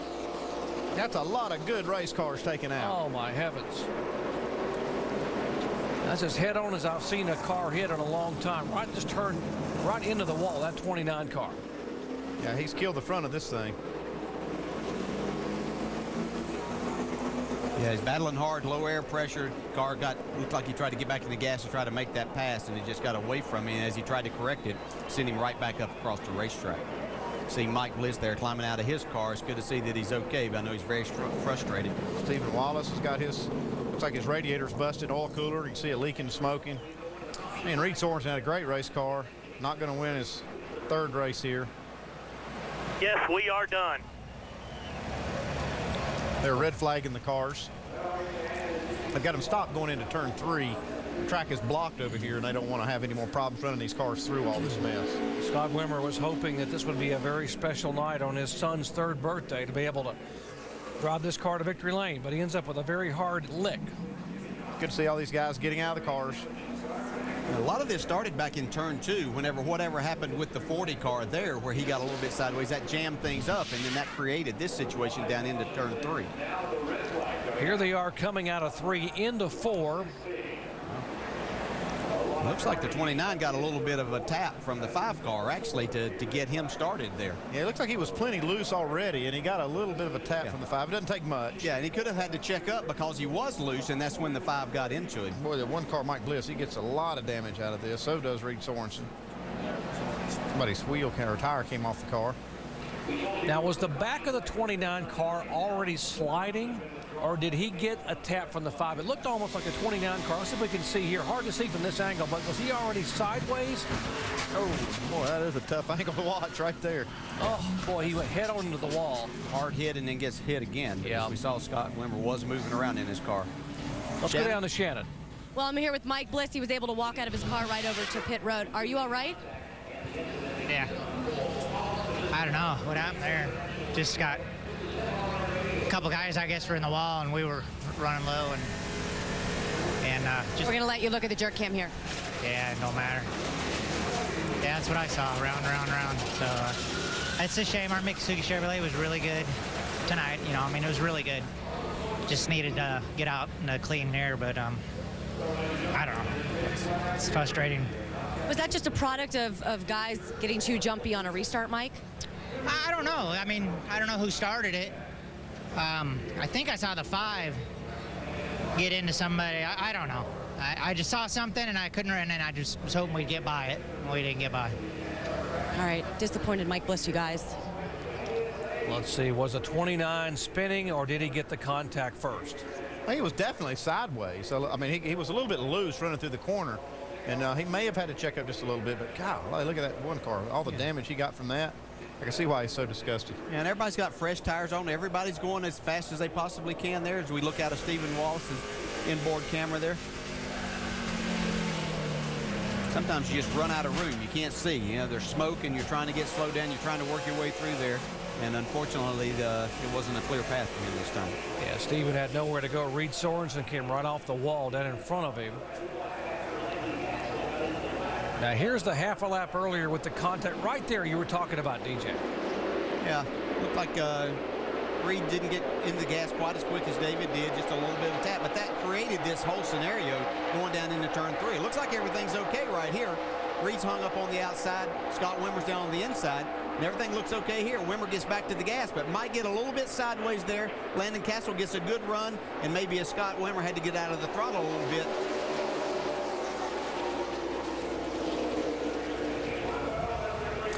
All right, let's talk to Landon Castle, who happens to be our in-race reporter while we are under caution, and to get his take on what happened up there.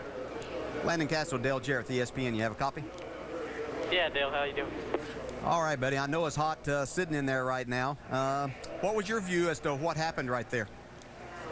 You know, I was trying to take advantage of the 40 cars mishap there in turn 2, and you know, we were really tight, and I think the 29 got a little loose with the 40 on the outside of him, and I was just right there. You know, I didn't mean to hit him or anything, and I'm pretty sure there was contact. So, you know, it's a tough deal. That's got to happen, but you know, we just got to keep racing. I got to stay focused. Okay, that's what it looked like from our view here, and we know you want to get some water right there, so get you a drink and enjoy the rest of the race. 10-4, thank you. Hey, Chad Walter, Indy Petrie up in the booth. You got us? Yes, sir. Hey, you guys got a pretty good race car right here, and I know you want to try to get back to racing, and we got 84 laps to go. What kind of strategy do you have to the end of the race? To be honest with you, we're kind of right on target for what we were thinking. We kind of zip-coded this race car this morning when we came in, and didn't really know what we were going to have, but we needed to be better, and took the first two pit stops, and had really good pit stops here on pit road, and I got some adjustments in it, and hopefully we'll be up here in the top 5 and racing for a good finish. Okay, Chad, have good luck the rest of the race. Appreciate it, Andy. Boy, they had some good luck getting through that one. And as you heard Landon say, he said, you know, the car 29 gets loose in front of me. I tapped him, didn't mean to. Here again is the incident. Heavy damage on some of the strongest cars here. Head on into the wall. Wimmer, Reed Sorensen involved, Stephen Wallace involved, and Mike Bliss.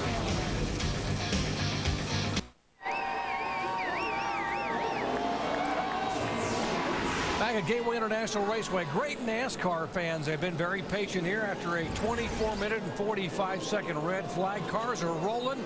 Fans are on their feet ready to see some more NASCAR action here. Our race summary, we have had 7 leaders, 8 different lead changes, 5 caution flags for 19 laps. The current leader is Jamie McMurray, who was our pole sitter. He's led twice for 27 laps. The biggest mover, James Busher, the 18-year-old who went to start his shotgun on the field. The top nationwide only series driver, Joey Logano, running in second position. Clint Boyer came in with a 183-point lead. Right now it's 193. That's the margin over the 88 car of Brad Keselowski.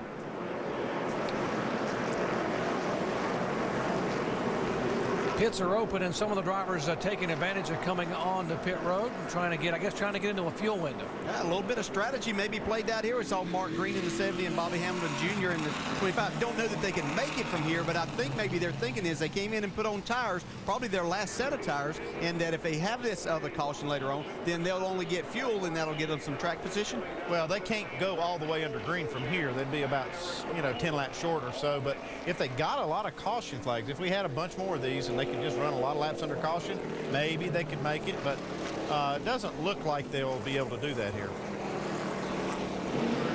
Well, let's go over the wall and visit with John Booslow, the Denton, Texas native, who is the front tire carrier for Bobby Hamilton Jr. 4 tires of fuel. Here we go, boys. All right, guy. All right. Spot look, that's off. Except for the index. Pull, come on. Index tire. No problem with the pull. Back to the wall.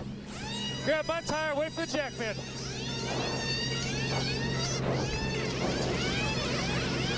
Index. Get the grill screen, let's get out of here.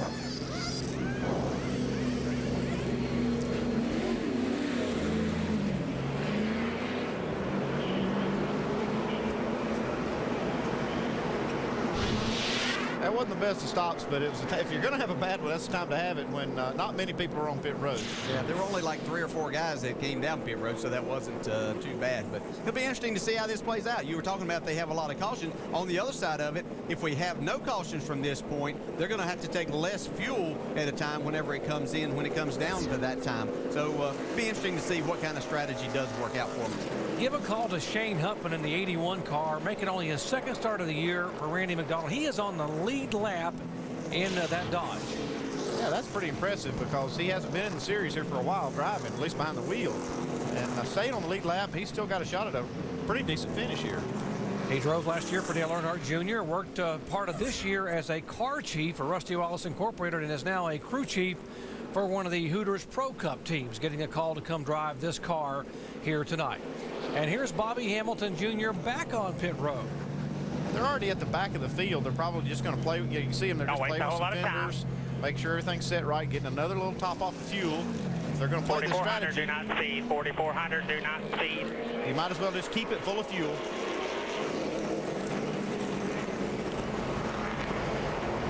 And again, the reason for the red flag here, we had caution number 5, which eventually required a red flag to clean it up. Contact the 5 and the 29. Well, that's a hard lick right there. 2 times. He hits the wall on the outside and gets hit by Mike Bliss. Stephen Wallace has nowhere to go because Wimmer is spinning around right in front of him. Bliss hits the inside wall. David Reagan in the 6 car also got some damage. And Reed Sorensen's car heavily damaged last year's winner. Pace car getting ready to pull off. Let's listen into the spotters as we go full throttle. Ready? Be ready? Get ready? All right, get ready. Green. All clear in front of you, clear by 1 to the 60. Still all clear, all clear.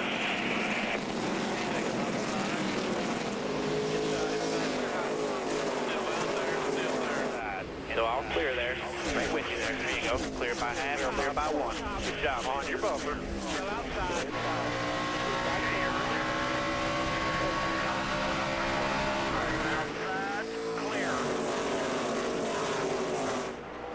And remember, only right side tires for McMurray, 4 tires for Logano, and a lot of adjustments.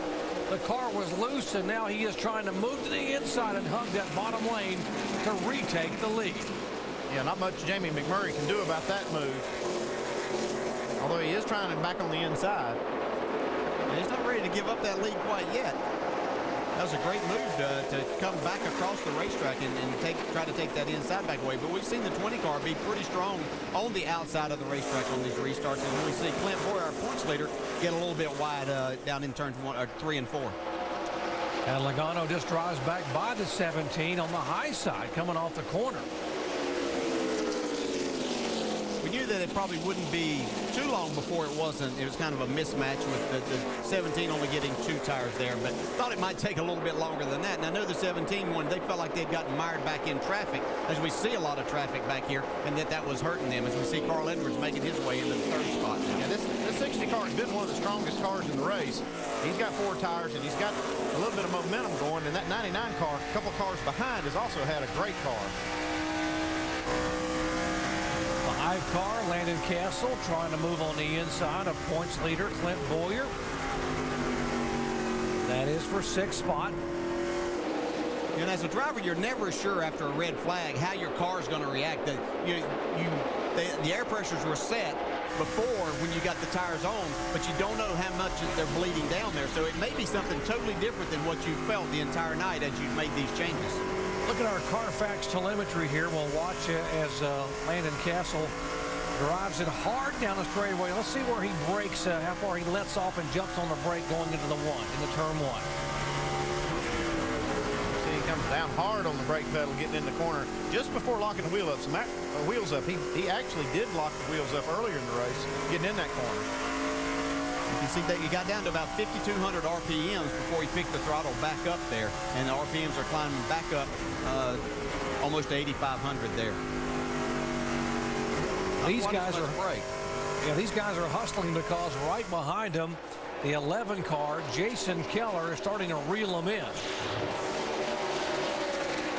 We talked about Jason Keller's record here, better than anyone else at this racetrack, and he seemed to struggle early on with this race car, but being as good a driver as he is, it looked like he'd give some pretty good information. As we saw the 2 car really get sideways there again, you could actually hear the tires squealing as he came out of turn 2, and these guys are filing by him now. You can see just how much that momentum, it just killed his momentum off the corner and all the way down that straightaway. All these cars passing the 2 car. And he lost 3 more spots. Now behind the 6 car of Reagan, David Reagan, and in jeopardy of being caught by the 33 of Cale Gale. Well, that can take a long time to gain these spots back. You see, wow, that's a big time slide off the corner. Oh, man. Now, he's driven them like that off the corner in dirt, and that doesn't bother you too much, but this isn't the place for that to be happening. So Clint's struggling on the restart here. His car's been awfully good in the long runs, but it's really hurting him on the short part of these runs. The early part of it, he's losing spots, and then it just takes him that much more time to make that back up. Because of him falling back, the point margin now is down to about 150 points. Between him and the 88, the 88 car being shown in 4th position. Boyer now is back to 11th spot. You see the 99 car back in the back of this group. He's one of the faster cars. He's catching Joey Logano. Yeah, that's brought right now. If the race ended, we'd brought 2 guys within 190 points of that 1st spot. So it could get very interesting. And we see David Rudeman trying to make his charge back as they had a little bit of trouble on their pit stop, but he's trying to make his way back to the front now. We told you at the beginning of the day, it's the closest points battle we've had in the NASCAR Nationwide Series in 3 years. And it looks like if the problems continue for Clint Boyer, it's going to get a little bit closer here tonight as the 88 and 99 are moving up.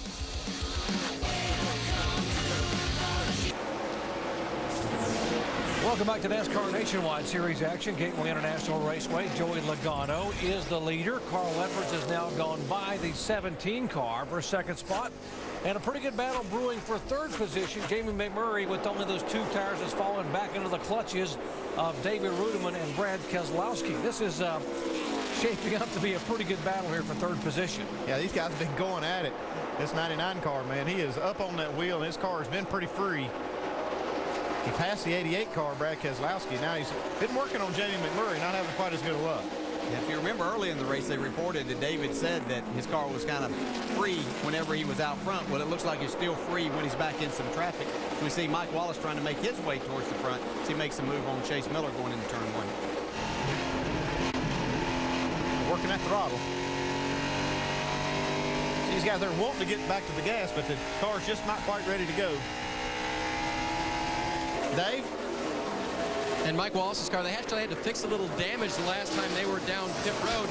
had a little fender tussle with the 59 car, according to the crew. They did that when they came down pit road, and they also lowered the air pressure in the right front of the car to help it turn just a little bit more.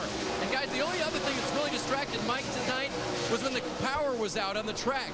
He noticed that and was kind of disappointed that a race that means so much to him, and he had so much pressure on him that the lights went out, and so he's gotten over that as well. Here we go, guys. Getting a little racy now. A moment ago, the 99 just about sideways coming off the corner.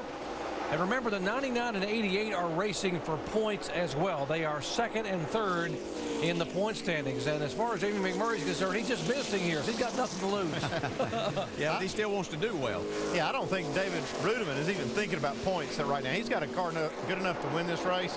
He wants to get by this 17. He knows that 17's only got 2 tires on, and he's got 4, and he wants to get by and get up there and see if he can catch these guys running up front. Yeah, you can see a couple of different driving styles there. Jamie McMurray not getting into the corner quite as hard, letting his car roll in. David Rudiman charging the corner extremely hard. You see him catching there, but then he loses a little bit as Jamie's able to get back to the gas a little bit quicker on exit of the corner. What about the 88 car sitting back there watching this battle, this 2-car battle in front of him? Let's check in his pits with Shannon. Well, Doc, not only is he watching, he is wanting David Rudiman to make that move. He says he's going to go with them, just saying, come on, David, let's do it. Wanting to make that move on that 17. He's working him over right here. I think he's getting ready to get on the inside of him there. Look at him working that steering wheel. He loves seeing those gloves, the white gloves, so you can see their hands inside the car moving back and forth. He is sawing that wheel. All these guys are up on the wheel. You see the sparks flying when they get in the corner. They drive in hard and slam on the brakes. And McMurray just hugging that bottom of the racetrack coming up off the corner. He's doing a pretty good job with just 2 tires. Yeah, as they came off the corner there, though, you could see that a battle's getting ready to shape up for the lead, too, as Carl Edwards has gotten a lot closer to the 20 car. But these guys are having such a great battle. This is what this type of racing brings on. These guys race hard. As you see, Brad Keselowski thinking that he might can go to the outside now. Oh, trouble. That's too bad. Contact, and that, oh, my goodness, they're not going anywhere now. The 99 in the wall, and Keselowski right there with him. It looks like Rudiman got the worst of that little exchange. And David Rudiman, probably had the best car here. Killed the right front. Try to keep it on the bottom, NASCAR said if you can. And we told you the points battle was at stake, and these are huge. This is a huge hit for the 99 car, not only on the racetrack, but in the point standings as he was closing in. I just said that David Rudiman was not thinking about points. A while ago he wasn't, now he is. He's thinking of all the points he's going to lose. Well, the 88 was making a move on the high side. Let's see what's happening coming off the corner. That's just a racing deal, Dale, looks like to me. I don't know what your take is on that, but the 88 was just barely up enough, maybe not enough to take that spot away from the 99. Depends on which one of those cars you're in as to exactly what happened there. I mean, yeah, it is up on the straightaway. I'm sure that David really didn't have any idea that the 88 was up there anywhere close enough to be worrying about that, because he was using the whole racetrack coming off the corner. So, yeah, it is racing. You know, you would think that maybe they would be a little bit more patient than that. You'd like to think that the guy behind you, knowing that you're working on that guy in front. But, you know, Brad Keselowski, he had given him plenty of chances for Rudiman to get by the 17 car, and he just wasn't able to do it. So Brad was going to see if the outside worked and, you know, try to make a run. Damage on the front of the 88 car. You saw the 99 going to the garage area. We'll update that damage with Jerry Baxter and company trying to get him out. And now, Andy, there's the 99 coming to a stop. They're going to have to hustle and try to do whatever they can to get that car back on the racetrack. Very important pit stops right now. Yeah, the rest of these guys right now are thinking strategy. What are we going to do to get our guy up front? They can make it from here. This should be their last stop, and they're coming down pit road to do that. And you'll see some guys pull up some strategy moves here. Coming down to you, Shannon. Yeah, the first strategy move you're going to see is right sides only for this 38 team, Jason Leffler. Of course, they're going to get some Sunoco fuel and take a tear off as those guys go to work on the 38 car. It's just a little bit tight this run for Leffler. Dave.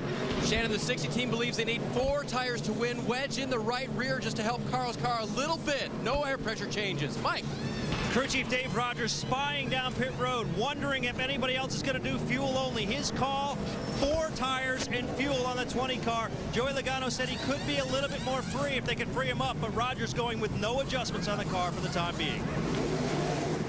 And Leffler, by virtue of the 2-tire change, yeah, the 20 car stalled it trying to get out of his pits there. He lost at least 2 more spots by stalling the car.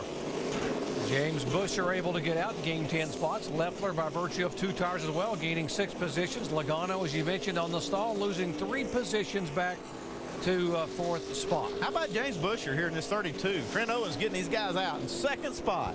Folks, he started the race, talking about the 32 car, shotgun on the field at the back of the pack, 18 years of age, and doing a heck of a job. Here's the reason for the latest caution flag, contact with the 88 and the 99.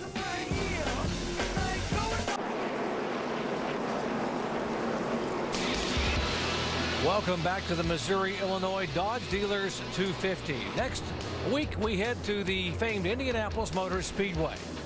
Sunday, July 27th, 1 o'clock Eastern Time, ESPN coverage of the All-State 400 at the Brickyard. Can Jeff Gordon win a record 5th time at that historic raceway? And how about 7 races left in the race to the chase? What about Kyle Busch? He has been on fire.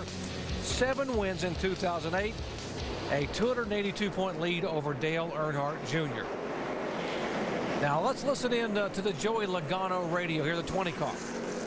All right, guys, have that other set of tires up here. We have a set of stickers left sides and 25 lap right sides. Save all the fuel you can save, bud. Save all the fuel you can save. You got to make this last 57 laps, so I want you to drive that thing in front, win it, but be smart about it. These guys should be able to make that no problem, that 56 laps, and they're trying to get their driver pumped up to go after this win. Telling a driver about stickers versus 25-lap scuffs. We're going to get our experts to explain why they told the driver what he had on the car in a moment. Here they come down, Jason Leffler, and Carl Edwards goes down on the inside, and that keeps Joey Logano from making a move below him. He just that's a defensive move to keep that 20 car from getting that low position, getting into turn 1. Yeah, and it's cost him a little bit here because Jamie McMurray's jumped up on the outside of the 20 car, trying to take that spot away from him. Looking back from Carl Edwards, McMurray finally has 4 fresh good years himself. He's been riding on only right sides on the last 40 laps, but holding on. Second position, Carl Edwards trying to go underneath the 18-year-old of James Busher. Carl's in the best spot. He's got 4 tires. He's got the best car. These guys in front of him at James Busher and the 38 car pulled a little strategy. The 38 only got 2 right side tires. Whoa, we got a little trouble off turn 2. Joey Logano got very loose over there. Jason Keller able to get to the inside to keep from running into the back of him to try to take the spot away, but here comes Logano back. Yeah, I think these are the times right here in these type situations that we really see what this young man's made of, and how much does he have to learn as he goes through this, because this is totally different than being out front. As we look at a replay, he's on the inside of Jamie Murray trying to come off of turn 2, gets loose, saves the car, but it allows Jason Keller to come up behind him. So these are learning experiences for him, Andy. Yeah, these are just, he's got to be in these positions, different positions and situations to figure out how to do it. And look at behind him, you see Davis Dremy getting loose.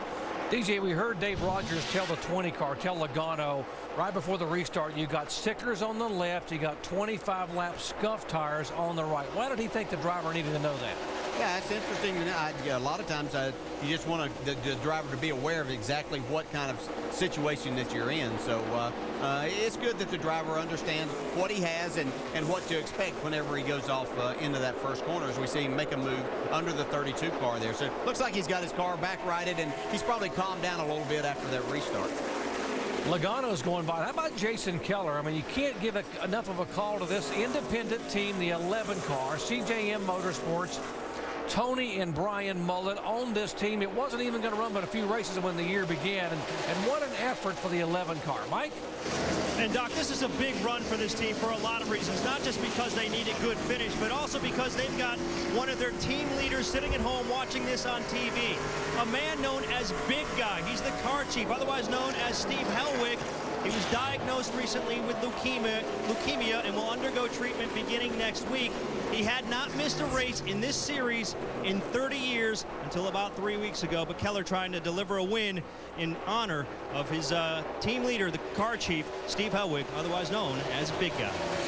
Yeah, Big Guy had not missed a race until Daytona. He'd been a fixture here in the garage area, and we certainly miss him, and we wish him well with his ongoing treatment there for leukemia. 50 laps to go here at Gateway International Raceway. Jason Leffler. And it was a year ago next week that Leffler made history by getting the very first ever win for Toyota in the NASCAR Nationwide Series in the 22nd race of the year. He is now leading here, but by virtue of only taking 2 tires and the guy chomping at the bit behind him, Carl Edwards has 4 fresh Goodyears. Jason Leffler's making the most of his track position. He's running really good lap times right now with his clean air on the nose, and he's actually kind of taking away that groove of Carl Edwards. The longer he can do that, the better off he'll be. Shannon? Yeah, Jason Leffler has described the last few weeks with his team as discouraging, embarrassing, he even said, to describe Daytona. They made a change on top of the pit box. Todd Losey is back on top of that pit box as you see Edwards try to make the move down low on the 38 car, and they go door to door right now, guys, going for the lead. But the change that they made on top of the pit box as Carl Edwards takes that lead from Jason Leffler has been felt across this 38 team, and as you can see, they're having a great run here tonight. Leffler said he can already feel the change working. Yes, Shannon, Paul Wolf was the crew chief there. He went to work for Michael Waltrip Racing, and they loaned him back to Armando Fitz to be able to help crew the 22 car of Josh Wise. And here's the 17 car of our pole sitter, Jamie McMurray, slowing down. You have to wonder if that low oil pressure light that he had early in the race has now come back to bite him. Maybe took its toll on this engine if it really indeed was low on oil pressure. They thought it might have been an electrical malfunction because the car was running so well. But that is not the case now. Fastest car on the racetrack the last few laps has been this 20 car, taking second spot away from Jason Leffler. Leffler trying to come back, get back in the throttle, and Logano holds the position and pulls away. Well, we said we wanted to see how he'd handle these situations.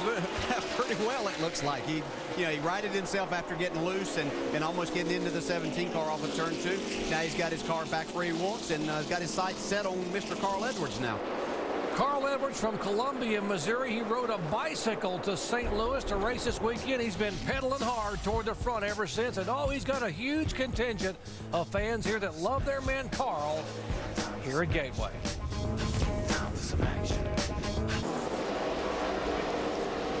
Welcome back to Gateway International Raceway. NASCAR Nationwide Series action winding down, and Carl Edwards is serious about wanting to stay up front and not let Joey Logano catch him. He is putting down some laps. His last lap would have qualified him in the top 10, maybe top 5. I have to go back and look at the qualifying sheet in the 33-second bracket.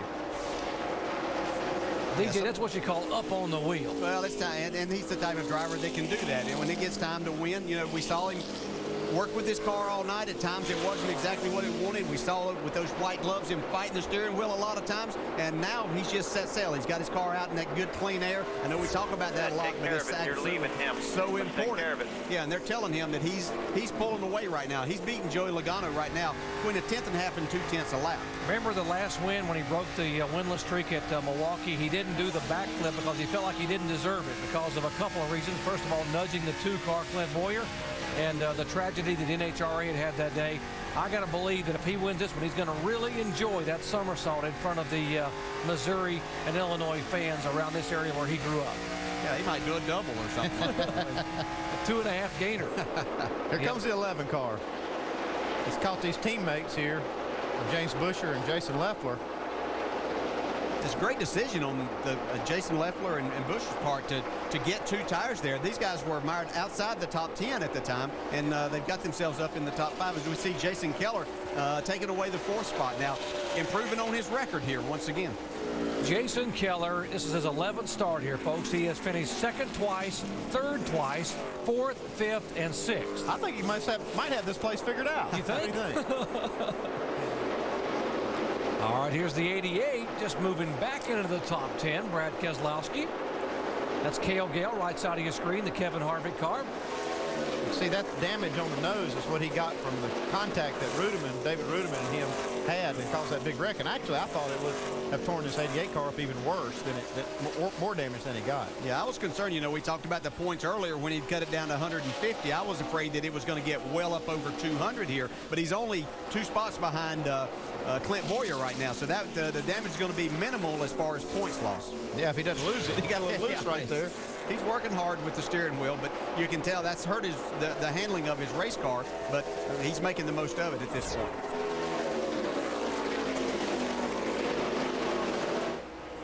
.38 laps to go here at Gateway, and let's go down and visit with Shannon has caught up with Jamie McMurray. Well, it looked like it was going to be a very strong night for the 17 car. Great car, sat on the pole. What happened? What caused you guys to come back here in the garage? The oil pump belt broke. It's very unfortunate. We got a little bit behind on our adjustments, and the last adjustment PK made, we got some good track position, and then I believe that we could have given Carl a really good race. I got by the 20 on the outside, and I could tell the 38 was holding Carl up a little bit, so I was kind of going to let him maybe try to burn his stuff up getting by the 38 and wait. But all in all, it was a good night. I mean, I had fun on my off weekend and head to Indiana to race my go-kart tomorrow, so I'm excited about that. Now, early on in the race, you were saying that you had some problems inside their car. Any relation between that and what we saw right now? No, the fuel pressure light kept coming on. So under one of the cautions, I put some tape over it because it was so bright. And the lack of lights in the track, it was pretty bright inside my car. And then when I went into turn 3, I saw another light come on. And it's red, which typically means oil pressure, and then the motor started getting real tight, so I just pushed the clutch in and shut it off, and then when we came in, they found the belt broke. All right, Jamie McMurray back here, but still in good spirits, guys. But I guarantee you that folks will remember he was here tonight because he sat on the pole in rather dramatic fashion and led the early laps here. Great run for Jamie McMurray, and his teammate, Carl Edwards, showing the way with 35 to go.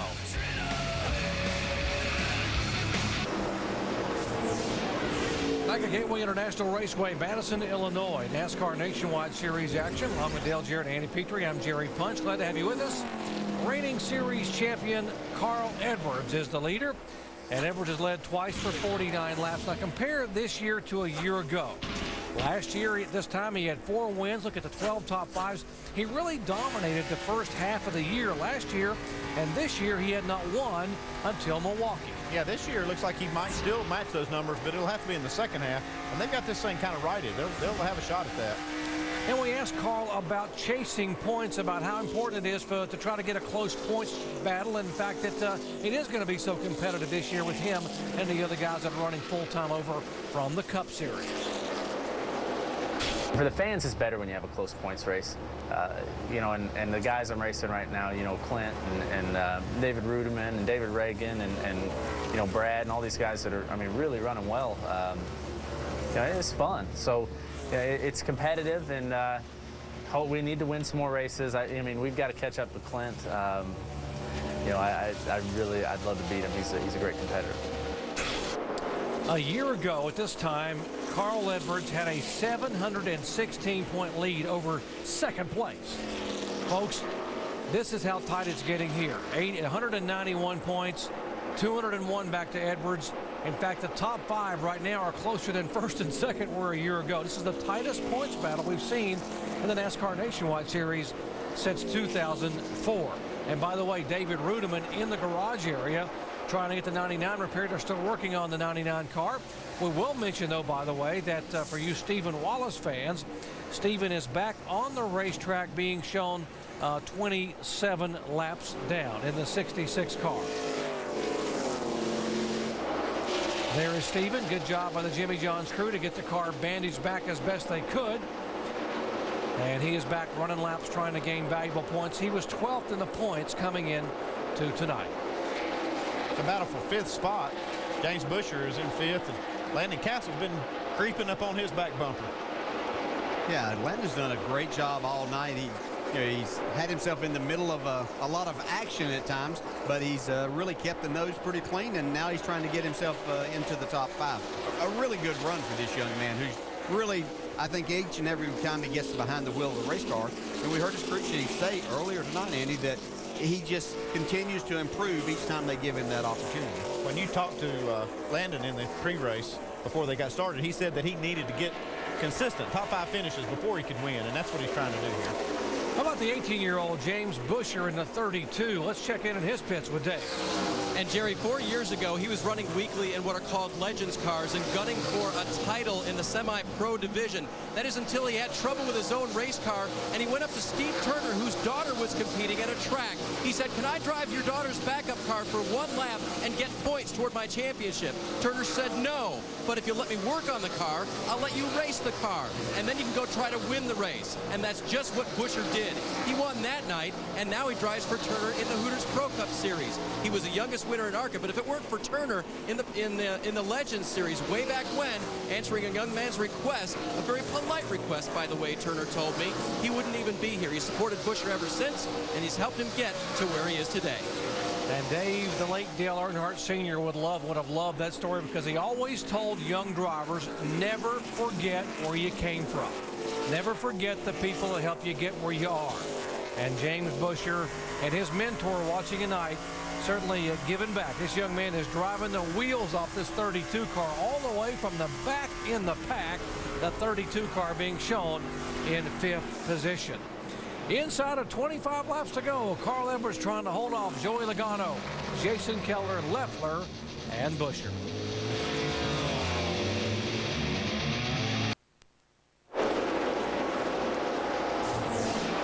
Welcome back to Gateway International Raceway, just across the mighty Mississippi from St. Louis, Missouri, and it's a Missouri driver, Carl Edwards, who bicycled here from some 200 miles away in his home in Columbia, Missouri. He said growing up here, he used to come by this racetrack, and he was a youngster thinking about, man, would I ever love to not only race here, but maybe dream of someday winning here. His mom told us a year ago they used to come out and hand out business cards with his picture on it and said, if you're looking for a driver, you're looking for me. Give me a shot. Mike Wallace, speaking of local drivers, St. Louis native Mike Wallace taking a position away from the 33 car. That is an 11th spot. Yeah, it's a pretty good run for Mike. I know it wasn't what he was looking for. He thought that he was going to have a car to contend, but he's still trying to fight his way up into the top 10. I was just wondering, do you think they told Carl Edwards in that last restart that if he didn't win the race, that he was going to have to bike back home? That sort of lit a fire under him here. This 33 car's having a pretty good run, too. You got more on him, Shannon? Yeah, Andy, earlier you were talking about some of the younger drivers. Well, Cale Gale is one of those drivers. He won an ARCA race at this track back in 2006, helped them catch the eye of Delana and Kevin Harvick to get him this ride at KHI. This car's great right now for Cale Gale. It was a little tight earlier in the race, but they've really got it hooked up, and he's working with a brand new crew chief here tonight, and that's Jason Meeks. And of course, it's only his 3rd race as well, so 2 young guys currently running top 11 here at Gateway tonight. Cale Gale, the 3 times this year, has been the highest finishing rookie driver. His best finish on the year, 8th at Nashville. He had a 12th at Milwaukee, driving for Kevin and Delana Harvick. 6th position battle, David Stremme trying to move in on James Busher and gets the inside move coming off the corner. Stremme's car hadn't been great all night, but it's been solid. He's been just staying right there in the top 10, hanging around the top 10. Now he's moving forward at the end of the race. That's what you want to have. You want to have a car that closes well. A lot of speculation, DJ, that David Stremme may be the heir apparent to the open Roger Penske Cup ride. It'll be vacated by Ryan Newman at the end of the year. Of course, David Stremme testing the Penske cars. Yeah, I think everybody figures it's just a kind of a natural progression for him to move in, since there is going to be an opening there. I talked with David a little while yesterday, and my son Jason spots for David, and they were sitting talking outside the hauler, and I'd just ask him, and he said that obviously he would love for that to happen, but he actually told me, he said, I have 3 really good situations that I'm looking at, and he said right now I don't know which one is going to come about first for me to lock something down, but he hopes that that happens pretty quickly. So in the news this week about other drivers going Cup racing, 59, Marcus Ambrose. The announcement made that Tad Geschechter's rate will join forces with Brad Daugherty to have a NASCAR Sprint Cup team, and Marcus will be driving. These guys, 59 and 22, Josh Wise, battling for 15th and 16th spot. It'll be an interesting transition for Marcus Ambrose to get into a Cup car. I know he did extremely well in the Wood Brothers car out at Sonoma, but it's a big step moving up, and it's tough. I mean, I understand they have the opportunity to do that, but he's going to find out a different side of racing. But it may fit his style exactly what he's looking to do whenever he gets in there, and if they give him the right kind of equipment. What would be the biggest adjustment he would face for the new car, the new style car, Cup car on the ovals versus where he's been on the road course with the car? Well, if you talk to most of those guys, it's going to be that thing just doesn't drive all that good, and trying to get used to it, and then making suggestions as to what may happen as we see battle shaping up here, as it looked like David Streamy was going to pull away from the 32 car, but the 88 has come into this battle also. Yeah, 6th, 7th, and 8th. And Buscher's not giving up right here. He's underneath Streamy. Yeah, it looks like Streamy's lost a little bit of the handle of his car, and Brad Keselowski has actually come back. He's passed Clint Boyer. We were talking about him losing some points, but he's actually going to end up looking like he's going to gain some points, even though he got in that little tussle with David Rudiman earlier. Whoa, and these positions right in front of the 88 are valuable points positions, as we are now at race number 21 of 35. Keselowski getting by Strimmy. Now we'll work on Buscher. You got to hand it to Buscher in this 32 car. They didn't take tires, or took 2 tires that last stop. And he's hung in there real well. He doesn't have a lot of experience. He's racing with some guys that have done real well this year. Maybe not having that experience didn't let him know that car wasn't supposed to drive good after he wrecked and qualified. But they screwed did a fantastic job of putting that car back together. We see Brad Keselowski going to take that spot away, and that's actually 5 more points that he's gaining on Clint Boyer right there. Yeah, it's 171 points for the 88 back behind the 2. Back up front, the 60 car. Carl Edwards, 10 laps to go. Dave. Hey, Andy Petrie. Yes, sir. Why did Jack Roush make a crew chief swap at the 60 car? Well, he's just looking for some magic. It looks like they found a little bit of chemistry in this 60. Yep, and Drew Blickensderfer's first job was to study everything to find out what would work. And when he looked at the win in 06, followed by the underperformance in 07, he went back to all of the notes that they've had from here at Gateway, and he thought he found what he might be able to put together as a really good compromise between getting the 2006 winning notes and all the updates that they've worked on these cars since that time. I think it's working, and another good night for Blickensderfer and Edwards. Yeah, David, it's actually worked well for both teams. You saw PK go over to the 17 car. They sat on the pole, had a car that probably could have given Carl a run for his money tonight. But, boy, they both have done a great job, and makes Jack Roush look like a genius. And, communication is so important. But you know what Carl said? He said when they brought Drew over, he said it took him a week to figure out how to pronounce his last name, so I just called him Drew. Well, I can tell you, with the talent that Carl Edwards has, all they need to do is get him something pretty close to drive, because he's an awfully good race driver, and I know that the competitiveness he has inside of him is going to help a lot and makes him want to get that car back to the front. Now, I talked to Drew down in the garage area earlier, and I asked him how the car was going to be. He said it was going to be pretty good. He wasn't sure it was going to be great. He says, but Carl will make up the rest of it tonight. He loves to win here, wants to win here bad. Joey Logano in the 20 car, making his 5th career start. Last time in this car at Milwaukee, he finished 2nd.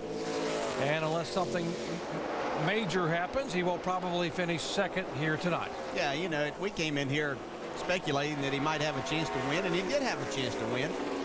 Once again, this is a very good race car with a really good race team. But this young man is in his 5th race. We can't forget that. He's done just a terrific job. And even though he's in 2nd, the man behind him is one that's probably impressed all of us as much as anything. Jason Keller has got himself in 3rd spot, just showing how much he knows about driving at this racetrack.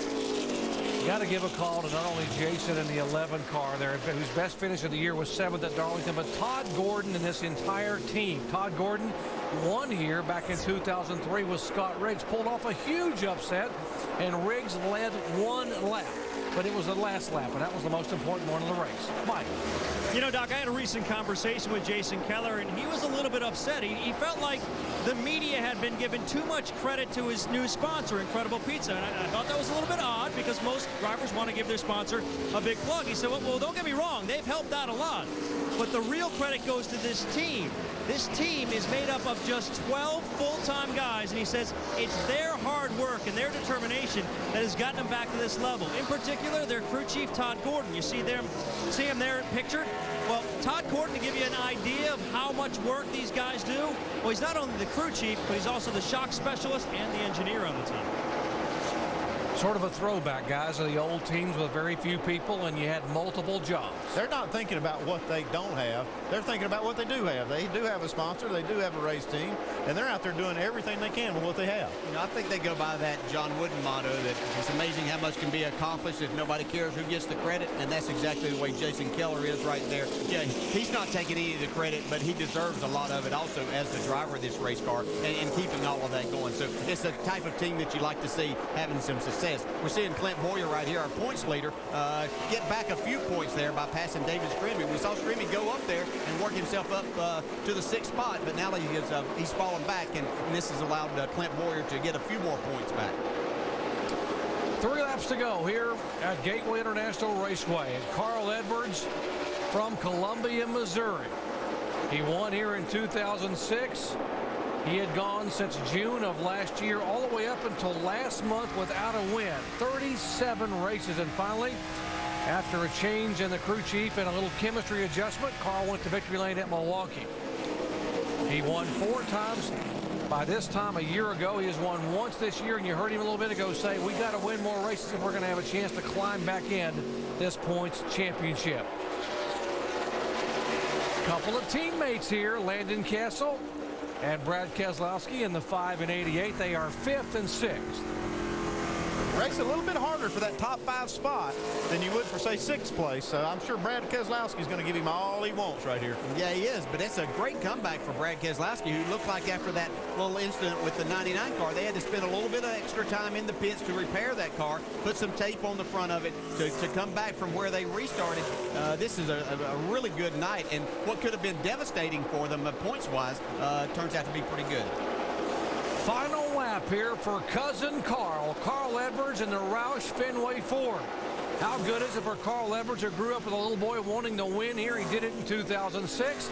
And now coming out of turn 4, the kid from Columbia, Missouri wins at Gateway. Carl Edwards gets win number 2 in 2008. Awesome job, guys. Carl, you're great, man. Awesome, awesome. Man, you don't know how much that means, Drew. Look at Thank you, guys. He's going to get that top 5 spot. We saw him wheeling it off of that last corner, just trying to make that happen. Great comeback. Coming down the finish out of turn 4. You see Keselowski, they probably had told him that the 2 car, Clint Boyer, had moved all the way up to 8th position, so he needed that valuable spot.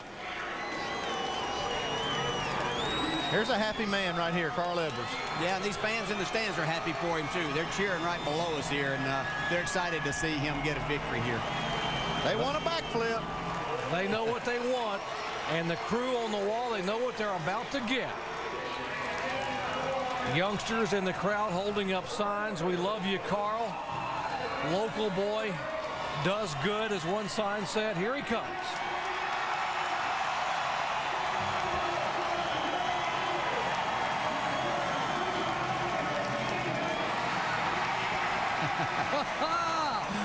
Yeah. He stuck the landing pretty good.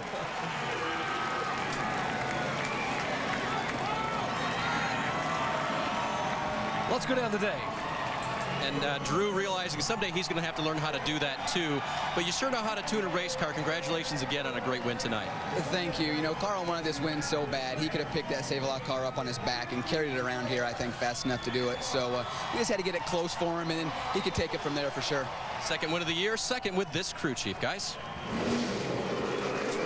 You know, Carl Edwards is a very unselfish race car driver, and in and out of the car. And he always plans to give those trophies away to someone. He says, you know, it's just a trophy, but for someone else it would mean a lot. But I got to believe this one he might want to keep. That's a special win for Carl. You win it anytime you win at home, it's special. Let's go down where Shannon is caught up with second place finishing Joey Logano. Joey Logano just climbing out of his car, just going to get something to eat and drink real quick. Definitely, we all know that you definitely wanted to win this race, second place finish. How did it feel to be back in the car here tonight? It was great to get back in the car again. Get back in the GameStop Toyota. It's a great car, you know. Wish we could have brought back a win. It's 2 races in a row. I finished second to Carl Edwards, so I'd like to get a winner in my belt again. Well, it's certainly going to happen soon. How was the setup of this car? I know that there was definitely some problems last week. The 20 team just missed it. How was it here this evening? You know, we had to work on it a lot to get it where we were. You know, beginning of the race, it went back and forth, you know, from too loose to too tight. You know, what kind of meant more we weren't sure. You know, you want better forward bite, you want to turn to center. But it didn't seem like we can get both of it at the same time. And Carl had that. He was fast. I congratulate those guys. They were stout all night. And let's go home and go back to work. All right, second place finish for this 20 car. Mike? And Shannon, the feel-good story of the night has to be Jason Keller, bringing it home third, your best finish of the year for sure. What's this mean to you? Well, it's just great for the race team. Todd and these guys have been doing a fantastic job all year long, and it just seemed like we couldn't get the car like we needed to. But I tell you what, we started off pretty loose today, and Todd stepped up, and I was kind of giving him a hard time on the radio, but he really stepped up, and it's just a great race team. We had some cars fall out, but we had a fast enough race car to take advantage of the track position when we got up there. And going on vacation, taking Deb and the kids on vacation tomorrow, so it's gonna be a nice way to celebrate. And I went to America's Incredible Pizza Company yesterday and ate a bunch of pizza. So I think that's what made me go faster. Well, Shannon, the Ironman has proven he can still do it. He's in the top 3 here in Gateway. Well, top 5 finish for Brad Keselowski down here. You really fought hard to get into the top 5. Talk me through that battle with the number 5 car. Oh, that was cool. You know, I love racing my teammates, whether it's Dale or Landon Castle. That's always a lot of fun. We have fun, and we're able to race clean, and that's really cool. Just enjoy racing with them, and what a great day. Got a top 5 out of a car that was probably about a 5th place car, so proud of that, and proud of everyone on the motorsports team. Now, for a while there, it looked like you could make the run for the win. You had some trouble with the 99. What happened there? Well, the 17 was holding both of us up, and I let the 99 go, knowing that he was the fastest car on the track, and he would probably clear a hole, and I don't know, he just couldn't get by the 17, so we were definitely faster than him, and you know, it was time to go.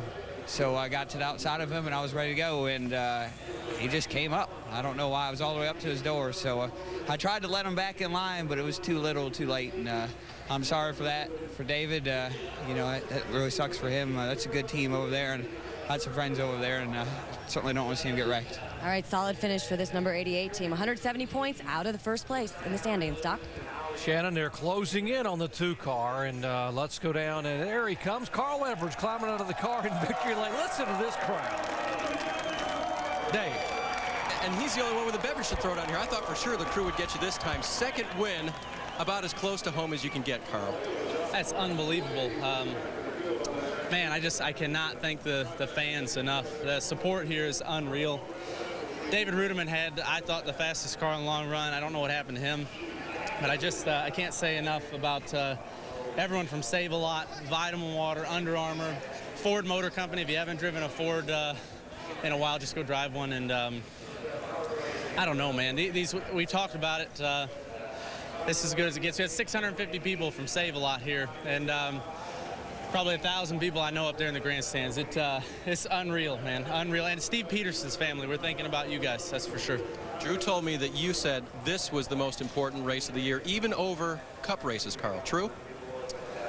This one and the Kansas race on the, you know, and this and the Cup side.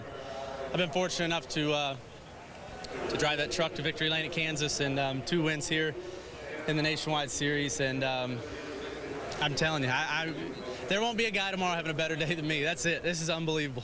And I bet he won't be on a bike, Doc. He got here on 2 wheels, goes to victory lane in 4. Handling hard to victory lane, and the points will tighten up a little bit. 170 point separation between first and second. Carl Edwards gains a spot up to third now, just 201 points back of Clint Boyer after 21 of 35 races. Guys, great effort tonight, and if you liked what you saw here with the NASCAR Nationwide Series, you're going to love what's going to happen next week when we go to Indianapolis, Indiana. All kinds of racing action. O'Reilly Raceway Park, all-day Saturday action. Of course, our coverage from the famed Indianapolis Motor Speedway starting on Friday with practice here in the afternoon. Here's the schedule. Friday afternoon, 3:30 Eastern Time. Sprint Cup practice at the Brickyard. Sprint Cup at the Brickyard qualifying Saturday morning, 10 a.m. ORP action Saturday, 12:30 with practice. Of course, Sprint Cup final practice Saturday afternoon. Qualifying Saturday at 4:30. And, of course, racing action coming up on Saturday night from ORP. 7:30 p.m. under the lights over there for the NASCAR Nationwide Series. And, of course, our live flag-to-flag coverage on Sunday at 1 o'clock Eastern Time. The All-State 400 at the Brickyard. Could Jeff Gordon go for win number 5? What a great night. This one had it all. The lights went out at Gateway, but the fans stayed on their feet, and the action was hot and heavy. For Dale Jarrett, Andy Petrie, and our entire ESPN crew, I'm Jerry Punch, once again congratulating Carl Edwards on his win tonight here in the home crowd. Carl Edwards wins one at Gateway. Coming up next, congrats to Carl Edwards, the winner.